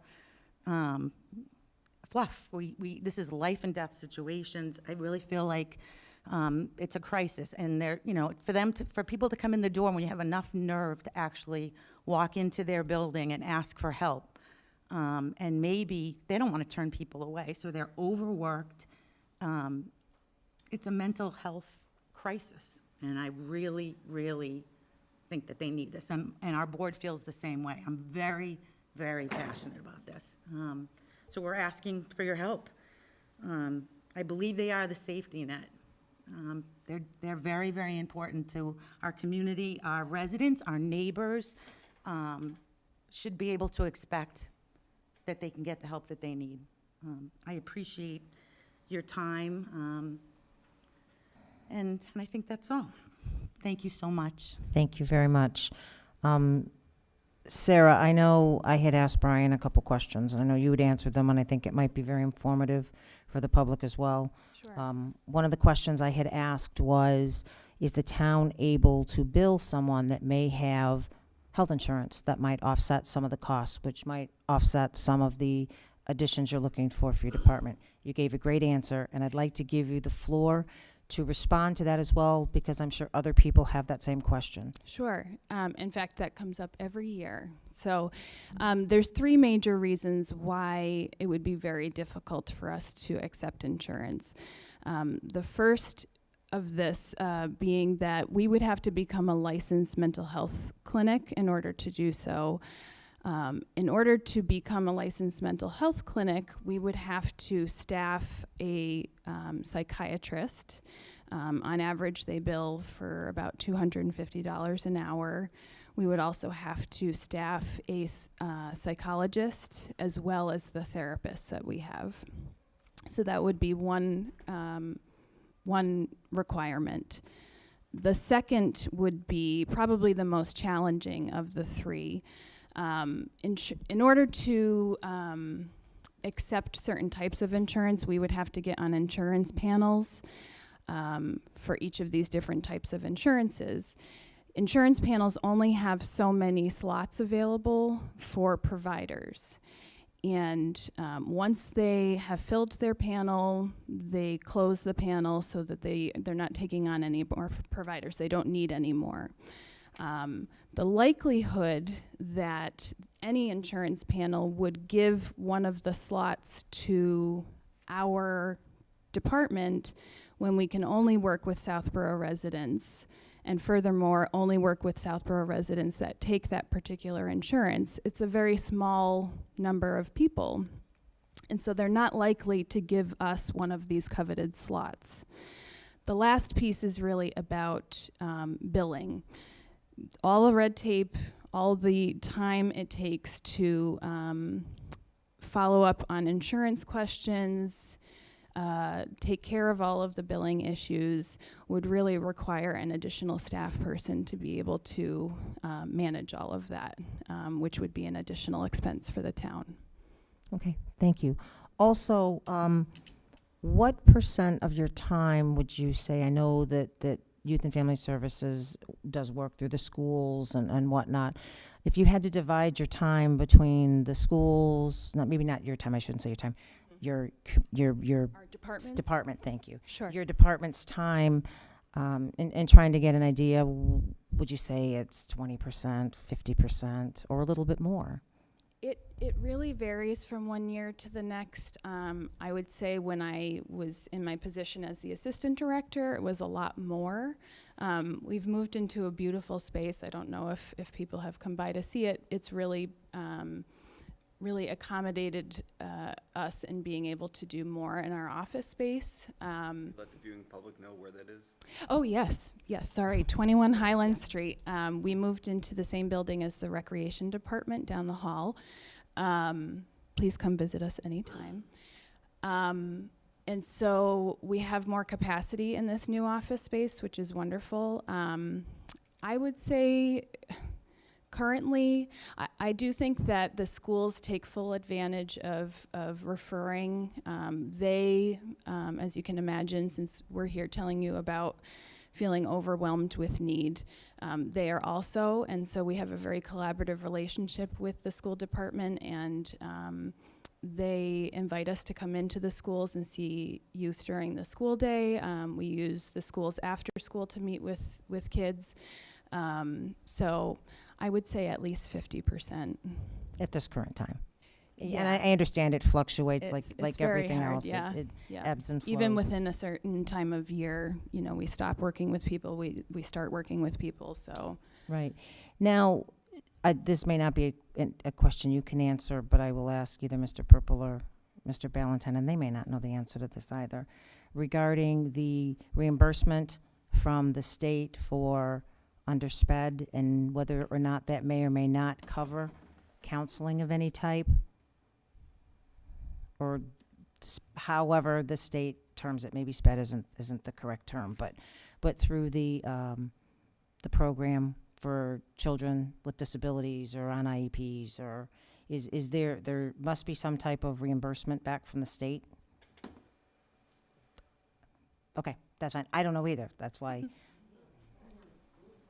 Right, well, that's what I'm thinking. If there's getting some reimbursement back for the counseling on the school side, then, again, it's something I would like the answer to, that's all. And lastly, do you know of any grants? And I know your youth commission does just incredible things. I've had the opportunity to sit with them, and they're very supportive of you. But do you know within the community, maybe through SMOC or someone else, are there grants that can maybe offset some of these additional costs? We actually receive grant funding already. The Southborough Community Fund has awarded, our Friends of the Southborough Youth Commission has applied for grant funding on our behalf to support our Camp Scholarship Program.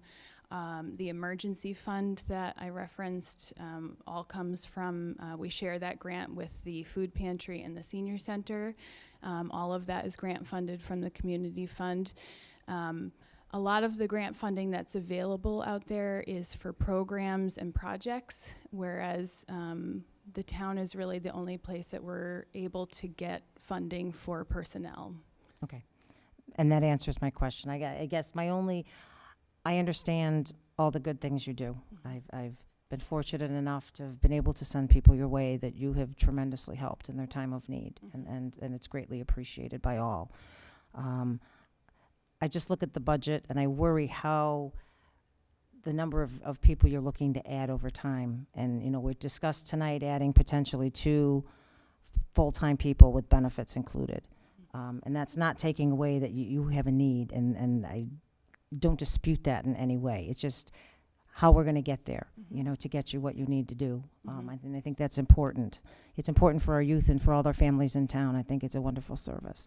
So thank you for your presentation. Sure, and I just want to respond to that. Sure. That's certainly why we put together a plan that spanned over the course of several years. We wanted to sort of lay out for you all in one sitting all of the needs that we have. We don't have administrative help in our office. We have no one to answer the phone, no one to receive people when they come. Sometimes you come to our office and there's no one there because we're all out seeing people for counseling, or we're in meetings with other departments, so on and so forth. We wanted to lay out all of those things for you in one place, and we wanted to do so being fiscally responsible to do so over the span of several years. No, and again, we appreciate knowing what your needs are going to be going forward. So again, thank you. Anyone on the board? Mrs. Faniff. Thank you, sir. A suggestion, is there a resource guide out there that you've prepared for the community? We have one that continues to grow. The challenge in referencing the substantial number of programs that are out there, it's things are changing names all the time. The requirements or the eligibility criteria changes all the time. So we do our Not best. necessarily the detail, but Mhm. where to go, Yes. such We as the do. veterans agent. Yeah. For veteran services, Mhm. sheltering. Food pantries, medical. But shelters, do you yeah. actually have all of those listed on the town's website as to an email that they can contact? The Southborough Housing Authority is a state agency. Mhm. I'm sure they have a guide as to family housing, elderly housing, and Right.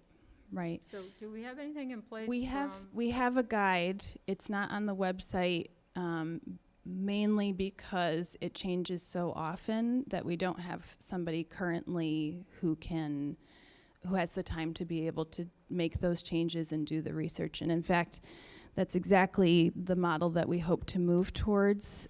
We really need our staff to have at least half of their time spent on doing the work of finding out what's available to Southborough residents, finding out the forms that you fill out, who's supposed to get the forms, what the next steps are, follow up. So we have a list. How current it is, it's hard to tell. We look at it probably once a year. Because I wonder if every agency in the town compiled themselves Mhm. what they have available, Mhm. and forward it to your department Mhm. for average, like the ADA committee, the compliances, and who to reach out to, the housing authority, the veterans agent, and whoever else we have, compile what they have available to them, Mhm. might help make some of this a lot easier. Mhm. Yeah, we have worked with the senior center and the food pantry in that regard, and actually police as well.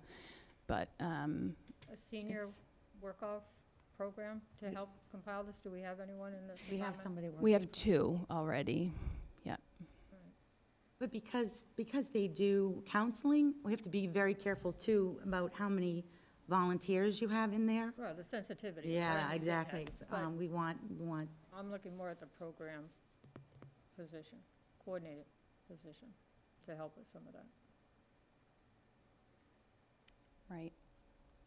Yeah, it's very time consuming, the process of applying for public assistance. So while I think it's helpful to have the names of local food pantries to go to or shelters to go to, applying for SNAP benefits, for example, or applying for fuel assistance, I'll be honest, I feel overwhelmed by both of those myself. We feel it's our duty to become better informed with this process so that when we have people coming to us who are in crisis, they are meeting with somebody who's confident, who's informed, who can help navigate this system with them, and is not in the other room Googling where to send someone for emergency housing. It's just not adequate. No, I'm just suggesting a guide. So that Sure. the first step is to go where the resource is, and then Mhm. if they have complications, then they Mhm. need that support. I'm just looking for the first step. Sure.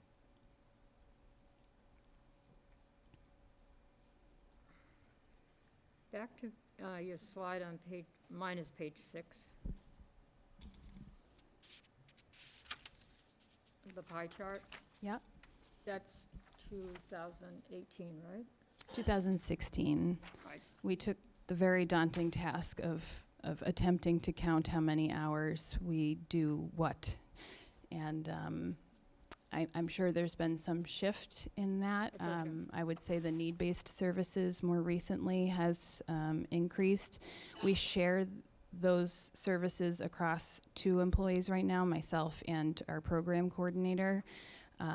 We'd really like to have a dedicated staff member to be available for those community resources.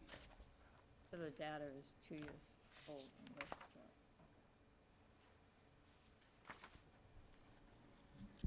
Is that it, Mrs. Faniff? Sorry. yeah, and like I said, I think that in 2 years, it's gotten It's gotten worse. When I meet with Sarah in the office, just to go over what's going on, she's gotten, I can't even tell you how many emergency calls that she's gotten where she's had to leave and go to a school because there's a child in crisis. And I actually think that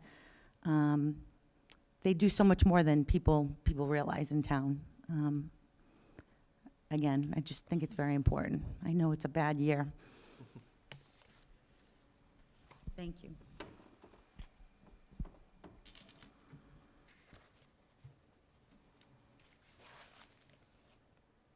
Are Town you s- I'd like to hear from the town administrator. The benefits are not identified for either of these positions? So, I will preface to say that in my opening comments and everything in that, this was the group I was talking about that I really enjoyed the conversations, and as much as they don't believe me, I did enjoy having them come back on 2 separate occasions and talk with us, and I think I speak for Brian as well. So to answer your question directly, Mrs. Fan, if you're correct, so the $39,630, they're looking to increase the program coordinator from part-time to full-time, doesn't include the $20,000 that we need to add into that as well for benefits. So you're looking at a $60,000 swing.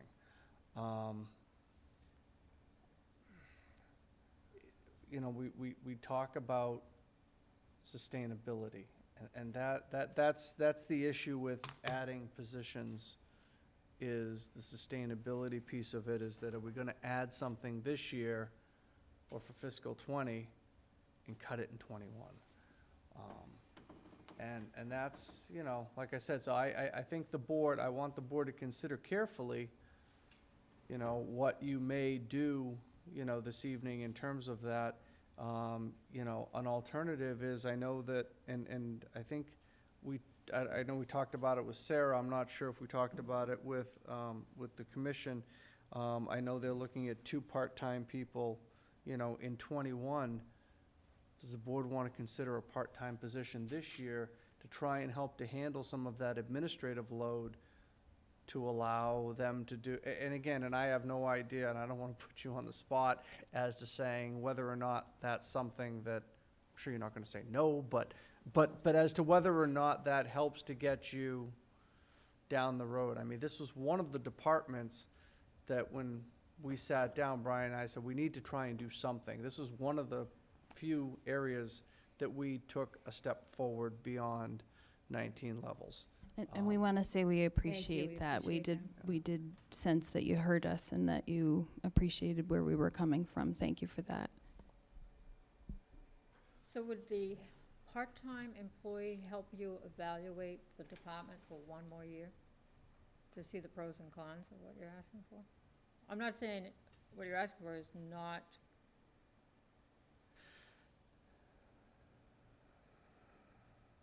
It's more in line with what you need, but if you want to evaluate the position, would a half-time employee be best served? So you can look at it for a year. Meaning an additional part-time employee or the current part-time employee in the program coordinator position? I think, Without benefits, which allows you to evaluate your department for a year. yes, I continue to believe that beyond that, we are still going to need these other items. These issues are not going away. In fact, they're growing.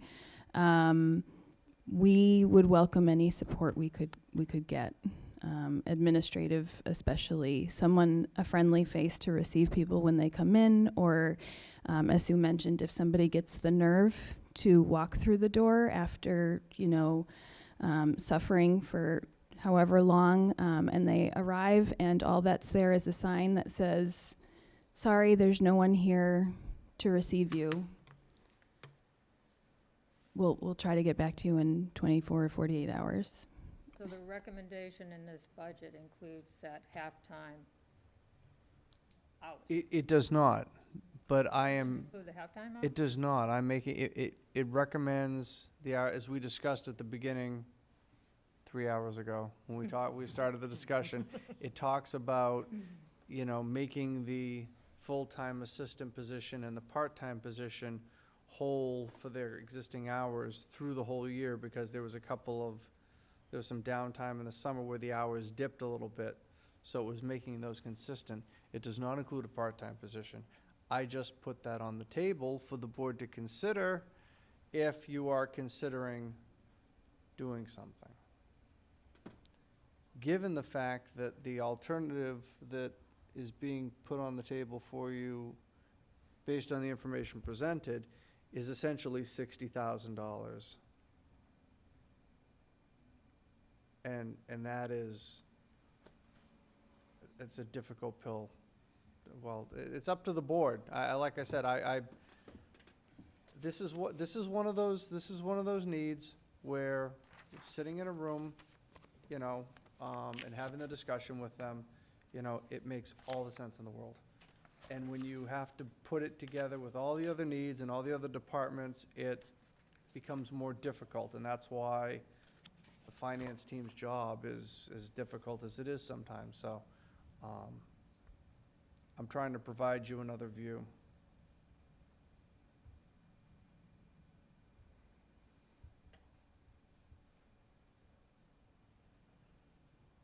I'm looking at the key points for proposed budgets. It says limited new hours, youth and family services, 1 part-time funded for full year and 1 full-time funded for full year, approximate 5,000? That's correct. That's for the other two Because, positions. because those are the two existing positions, Mrs. Faniff. So, like I said, they're not consistent across the year. There are some weeks during the year, during downtime, which if you talk to Sarah, there's less and less of that. The but hours are reduced. where there's dips, that it's not the same level of hours. So we made sure that those dips were taken out. That's what it's identified then. I apologize if it's not clear, and we can make that more clear.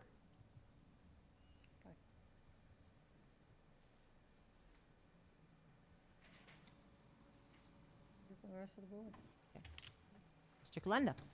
Ladies, outstanding presentation, Ms. Gassel, Ms. Budka. You can clearly tell the passion in your voice for the work that you do on behalf of our residents. And, you know, talk about a tough pill to swallow. What would that, you know, what is the value of a life of someone who's addicted to opioids? Is it more than $60-some thousand? I think so. If you could go, you know, we also just heard about sustainability. Is this sustainable? Could you go back to that graph where you had the 3 lines? This one? No, the 3 lines of. The last one, Sarah. Yeah, that, boom. To me, that's not sustainable. You know, crises are only getting greater. Stress levels are getting higher. You know, I think the presentation you gave was, and I can see why you asked them. I mean, they're good at what they do. They present incredibly well, and they're passionate about it, and they help save lives. You're asking for an amount that I think you've been going without for way too long. And you know what? I think it's time to finally fund your efforts as they should have been funded a long time ago. And if that means, and it's not getting any better next year, right, Mr. Valentine? So you come back next year, and what do you think and I understand if we start something this year, okay, that continues, hopefully. But it's been a long time coming, and I don't think the appetite budget-wise is gonna be any greater next year, and you're gonna come back with the same challenges that you've been working under for quite some time. I think it's finally time to fully fund what you're asking, and I would be supportive of the entire amount. Thank you, ladies. Mr. Shea? Yeah, you know, quite honestly, I was coming down on this on the same side as Dan. You know, I think the chief made a great presentation, and we came to an agreement at about $35,000 for a vehicle. And, you know, the difference you had, and now less the benefits, was about that $35,000 as well. And, you know, you compare all the lives to a car, and I can see the case for both. The presentation was excellent. I think it made the point, and I'd be in favor of supporting the request.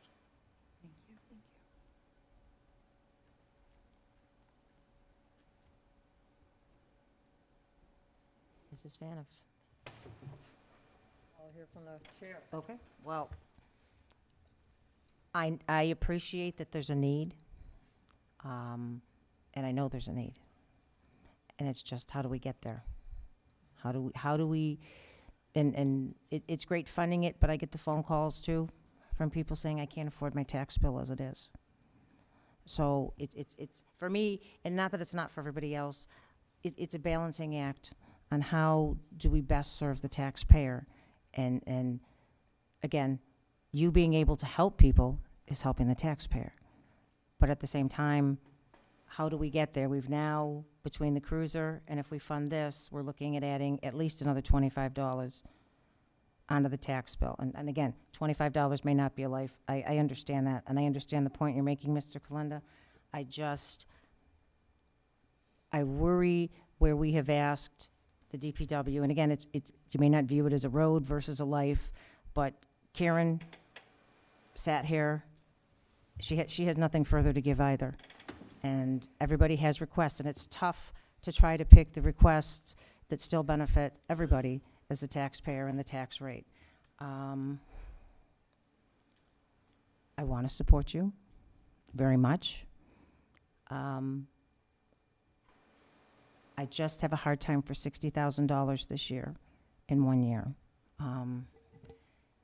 I would be interested in pursuing the part-time to offer some help. And again, it reflects nothing on the good work that you're doing. I know the good work that you're doing, Sarah. And again, there's all of us up here, and all of us see what you're doing and where you're coming from, and it's just how do we get to where we've got to be? So I'm leaning more at this point towards a part-time versus a full-time. So, Mrs. Faniff, that's where I'm at. I'm in favor of trying a part-timer, adding part-time hours, additional hours. I'm concerned about adding the insurance, and if next year, as projected, which we all could be wrong, could be a better year, could be much worse. I don't want to be in a, well, I don't think this board wants to be in a position of terminating an employee with the costs associated with what goes with that also. So maybe having another discussion with Mr. Purple as far as the benefits, but I'm in favor of adding 19.5 hours with no benefits. This is Can for the we- administrative assistants. Can we bring this back for Tuesday? I would like to get some further information myself. So can we put that on, if the board is willing, for Tuesday? Yeah, I we're think it's 2 to worthy 2 of right now anyway. discussion. We may Exactly, have we may so have 5 people on I Tuesday. I would like the opportunity, to get some more information, and Yeah, they're gonna. that's all. Thanks. And then we Sure. can move forward. Sounds great. Thank you. Thank you. Thank you, ladies. Thank you very much. Thank you. And Mr. Morris, I see you did send a letter to the board regarding your budget, I know. Would you like to say a few words? I will acknowledge you as Chair of Planning Board.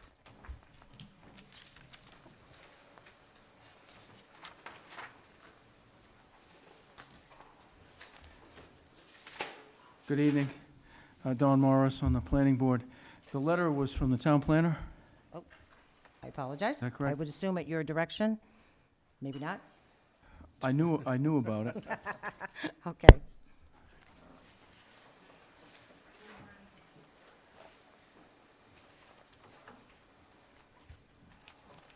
The way I understand the numbers that you're proposing, which is to reduce our budget by $6,000, that would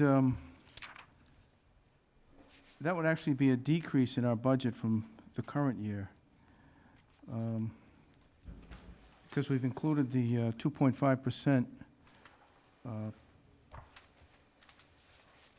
salary adjustment for FY '20.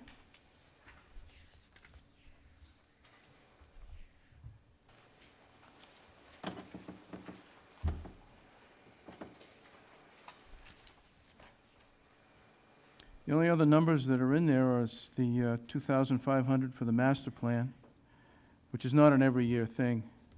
It's a cycle. We're in that 10-year cycle. We've increased our office expenses by 500, but we've decreased our GIS support. So we're looking to go forward with this budget as proposed. But as we stated at our planning board meeting on Monday, we're making progress toward better defining the master plan number. Including today, the town planner met and received some collaboration with the Metro West Collaborative for assistance in that area. We're continuing to make progress. So I think by the time we get to March 23rd, we'll have a better idea of what we think we'll need for FY20. But the proposed reduction would, which is $6,000, would actually be a decrease in our budget. It wouldn't allow us to have anything in there for the proposed salary adjustment for the town planner and the assistant.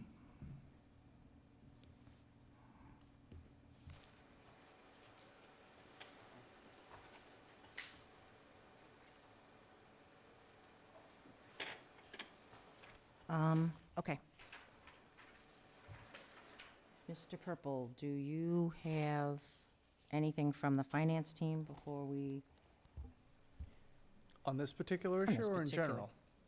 Well, you could do either. No, I've done enough in general. I think in the discussion with Mr. Morris and with the town planner, and Mr. Ballantyne can correct my memory at this point of the evening. I think the discussion was a lot of the new initiatives that you were looking to do. There was some, and you're gonna have to help me, there was some work that you've begun this year, I think with the open space parcel review, that you've gotten off the ground and gotten that working, and now there's a real process, and it should move a little bit quicker. I think that, again, a lot of the things that the planning board is looking to do, has value. Master plan is something that we need to do, and I don't think that was something that we were looking to address, but it may have been some of the other issues. And, with this $6,000, again, it was there. Is there the possibility, Mr. Morris, of I think I'd sent an email in terms of some of the staffing changes that you're going through, I guess, in the next month to, 5 weeks. Is there some possibility of potentially shifting some available funds between now and the end of the year that would allow you to do some of those things that you plan to do in 20, but now may have the ability to do in 19? That would allow at least some lessening? I'm not saying the whole 6, because I don't know. That would have to be evaluated and everything in that, but is there something that you may be able to do this year that you didn't expect to be able to do? Possibly, but you've got to remember that $3,584 of the $6,000 is to cover the 2.5% salary increase that we would expect in 2020. So you're really cutting into essentially the budget that you're proposing for the planning board is only $234 more than the FY19 budget, which included percentage raises for the staff. 90% of our budget is for the salaries. Mm-hmm. So when you increase our salaries by 1.5%, 2, up to 2.5%, that's the whole number. Expanding on Mr. Purple's point, if there were salary monies left based on hours that may or may not have been budgeted, is there a way to transfer a portion of that towards next year's budget, because it's going to be excess at the end of June, to offset a portion of it? I'm not asking for all of the 6, There but is, but the problem is that in the past, we were able to issue contracts in this fiscal year that would carry, if it was a one-year project, and the project was awarded with, let's say, FY19 money, and it was a one-year project, the project could continue beyond June 30th. But we were instructed last year that we can't do that, that if we use current year money, which is FY19 money, 100% of it has to be expensed, and the deliverables have to be delivered by June 30th. There's no way we're going to get the master plan through the process and a new master plan on the table by June 30th. There's no way that's going to happen. Now, I could have this wrong, but my memory tells me that last June, the rules changed. We had been doing this for years, and then we were told, June 30th, whatever you award has to be delivered, done. You can't carry any money over into the next fiscal year. Yeah, I think, and I don't know if you're making it more strict than it is, but I think the issue that, see if the town accountant wants to correct me, I think the issue was that, we were executing contracts on June 30 or June 29th and encumbering those monies forward. What's the difference And- between June 29th and January 29th? Because I think it's, I think. If it's a one-year project, it shouldn't really matter. The concern is the cutoff. If it's June 30th, everything's got to be done. If that's the rule, then what you're proposing has great limitations. If the current year funds are available and to be used beyond June 30th, then that changes the way we would be approaching this, certainly. But I think what we're talking about here is establishing and doing something long before that point where there is a contract executed, there's work underway, and We plan to do that. Right, and so like I said, I don't see that issue with the town accountant, and if there is that issue, then I think we all should get together and have that conversation, but, Yeah, it's not just for this, it's for other things too. yeah. Heidi, why don't you speak to that while you're here? Thank you. I mean, I heard earlier the DPW saying that they had awarded contracts, and the way they were discussing them, they went beyond June 30th. I don't know how they can do it and we can't. Hello? No, what I was referring to with, at the end of the year, is you can't enter a contract on June 30th encumbering, so at the end of June 30th, 2018, encumbering money that is going to be clearly used in 2019. What I think we're suggesting now, though, is that if you know you have money now and there was something you were going to do next year, do it this year instead with the extra salary money you have. We plan to That's do what- that's that, what we're trying but to the say. task is longer than 5 months. Right, but if you've done the majority of it, or so you're not entering into a contract on June 29th or 30th, you're entering into a contract now, and you're going to do some of that work or a majority of that work now, as opposed to doing all the work next fiscal year. The way we look at it, the majority of the work would be done quite possibly in 2020. Yeah, if there's any way you can do the work this year, that's what we're trying to do. You need to be doing some of this work this year. It's this year's money. Okay. So try to do stuff that you were going to do next year if you can do it this year. Say it one more time. We plan So to here's, do it so, that way. so. But there's here- more to be done after June 30th. Understood, but I think there's a difference between signing a contract on June 30 just to make sure the money's encumbered, and then none of the work is happening in this fiscal year, it's all next fiscal year, which I think is her bugaboo, and I agree with her on that piece, but you doing a contract in May and the work extending until August, September, and you encumbering the portion that is not yet complete, but the work is underway, the project is being done, I think that's less of an issue. Correct. Okay. Well, we've every contract that we've awarded, whether it's in May or April or in the middle of June, June 30. the work is always, some of the work is always commenced within the fiscal year, and then the remainder is carried over. So if there's a percentage, or if there's a cutoff date, we should know about that. But again, as recently as this morning, the town planner informed me that there's a fresh avenue that's much more expeditious that we're going to look into starting tomorrow to begin on a service contract that'll get us started. But again, the task relative to the master plan goes, there's no way it's going to be done by June 30th. And again, we plan to expend as much as we can this fiscal year. And as we do that, we'll learn more about what we may need for the next fiscal year. And in this case, we've been very conservative. So we've only put in for $2,500. So you'll be seeing a contract pretty soon, I hope, for some of those services. And certainly by March 23rd, we'll all have a lot more information as to what we think we need going beyond.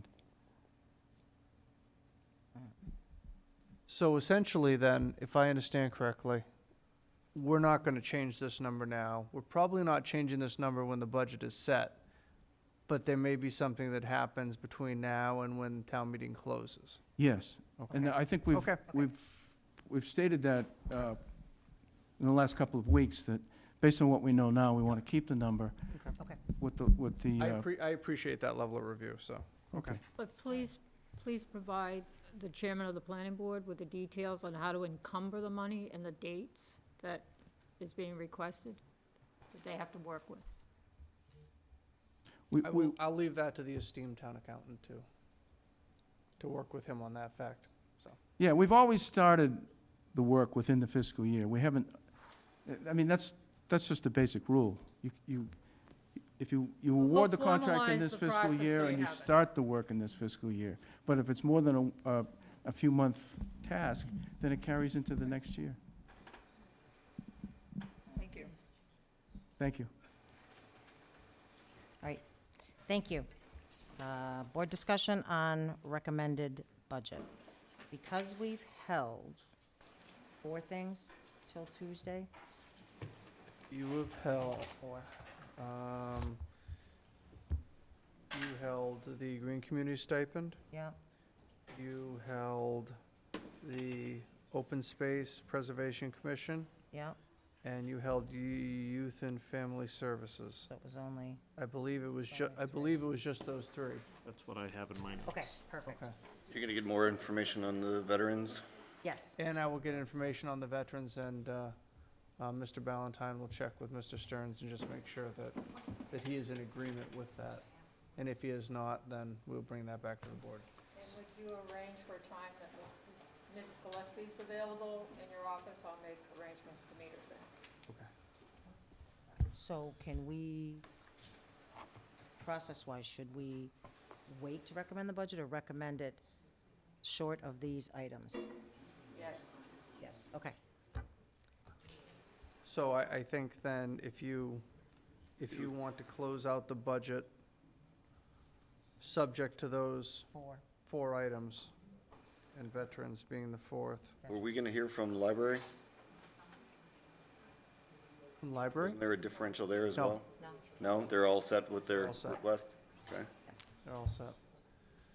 So if you want to approve the budget as recommended with those 4, as amended with the things that you've added this evening, and with those 4 outstanding pieces being the stipend, the open space, youth and family services, and veterans. And fire is fine with the reductions that you've outlined as well? We didn't hear Yes. from him, I know he was here earlier, but, okay, He was here in support, all right. so. I'll second that. All in favor? Aye. Aye. Motion to adjourn? We'll receive an updated version of what transpired this evening. Yes, Yeah, Mr. Valentine will put that together and show you where you stand going into next week's meeting. Thank you. Okay, thank you. Thank you. Motion to adjourn. Second. Aye. Aye. Thank you.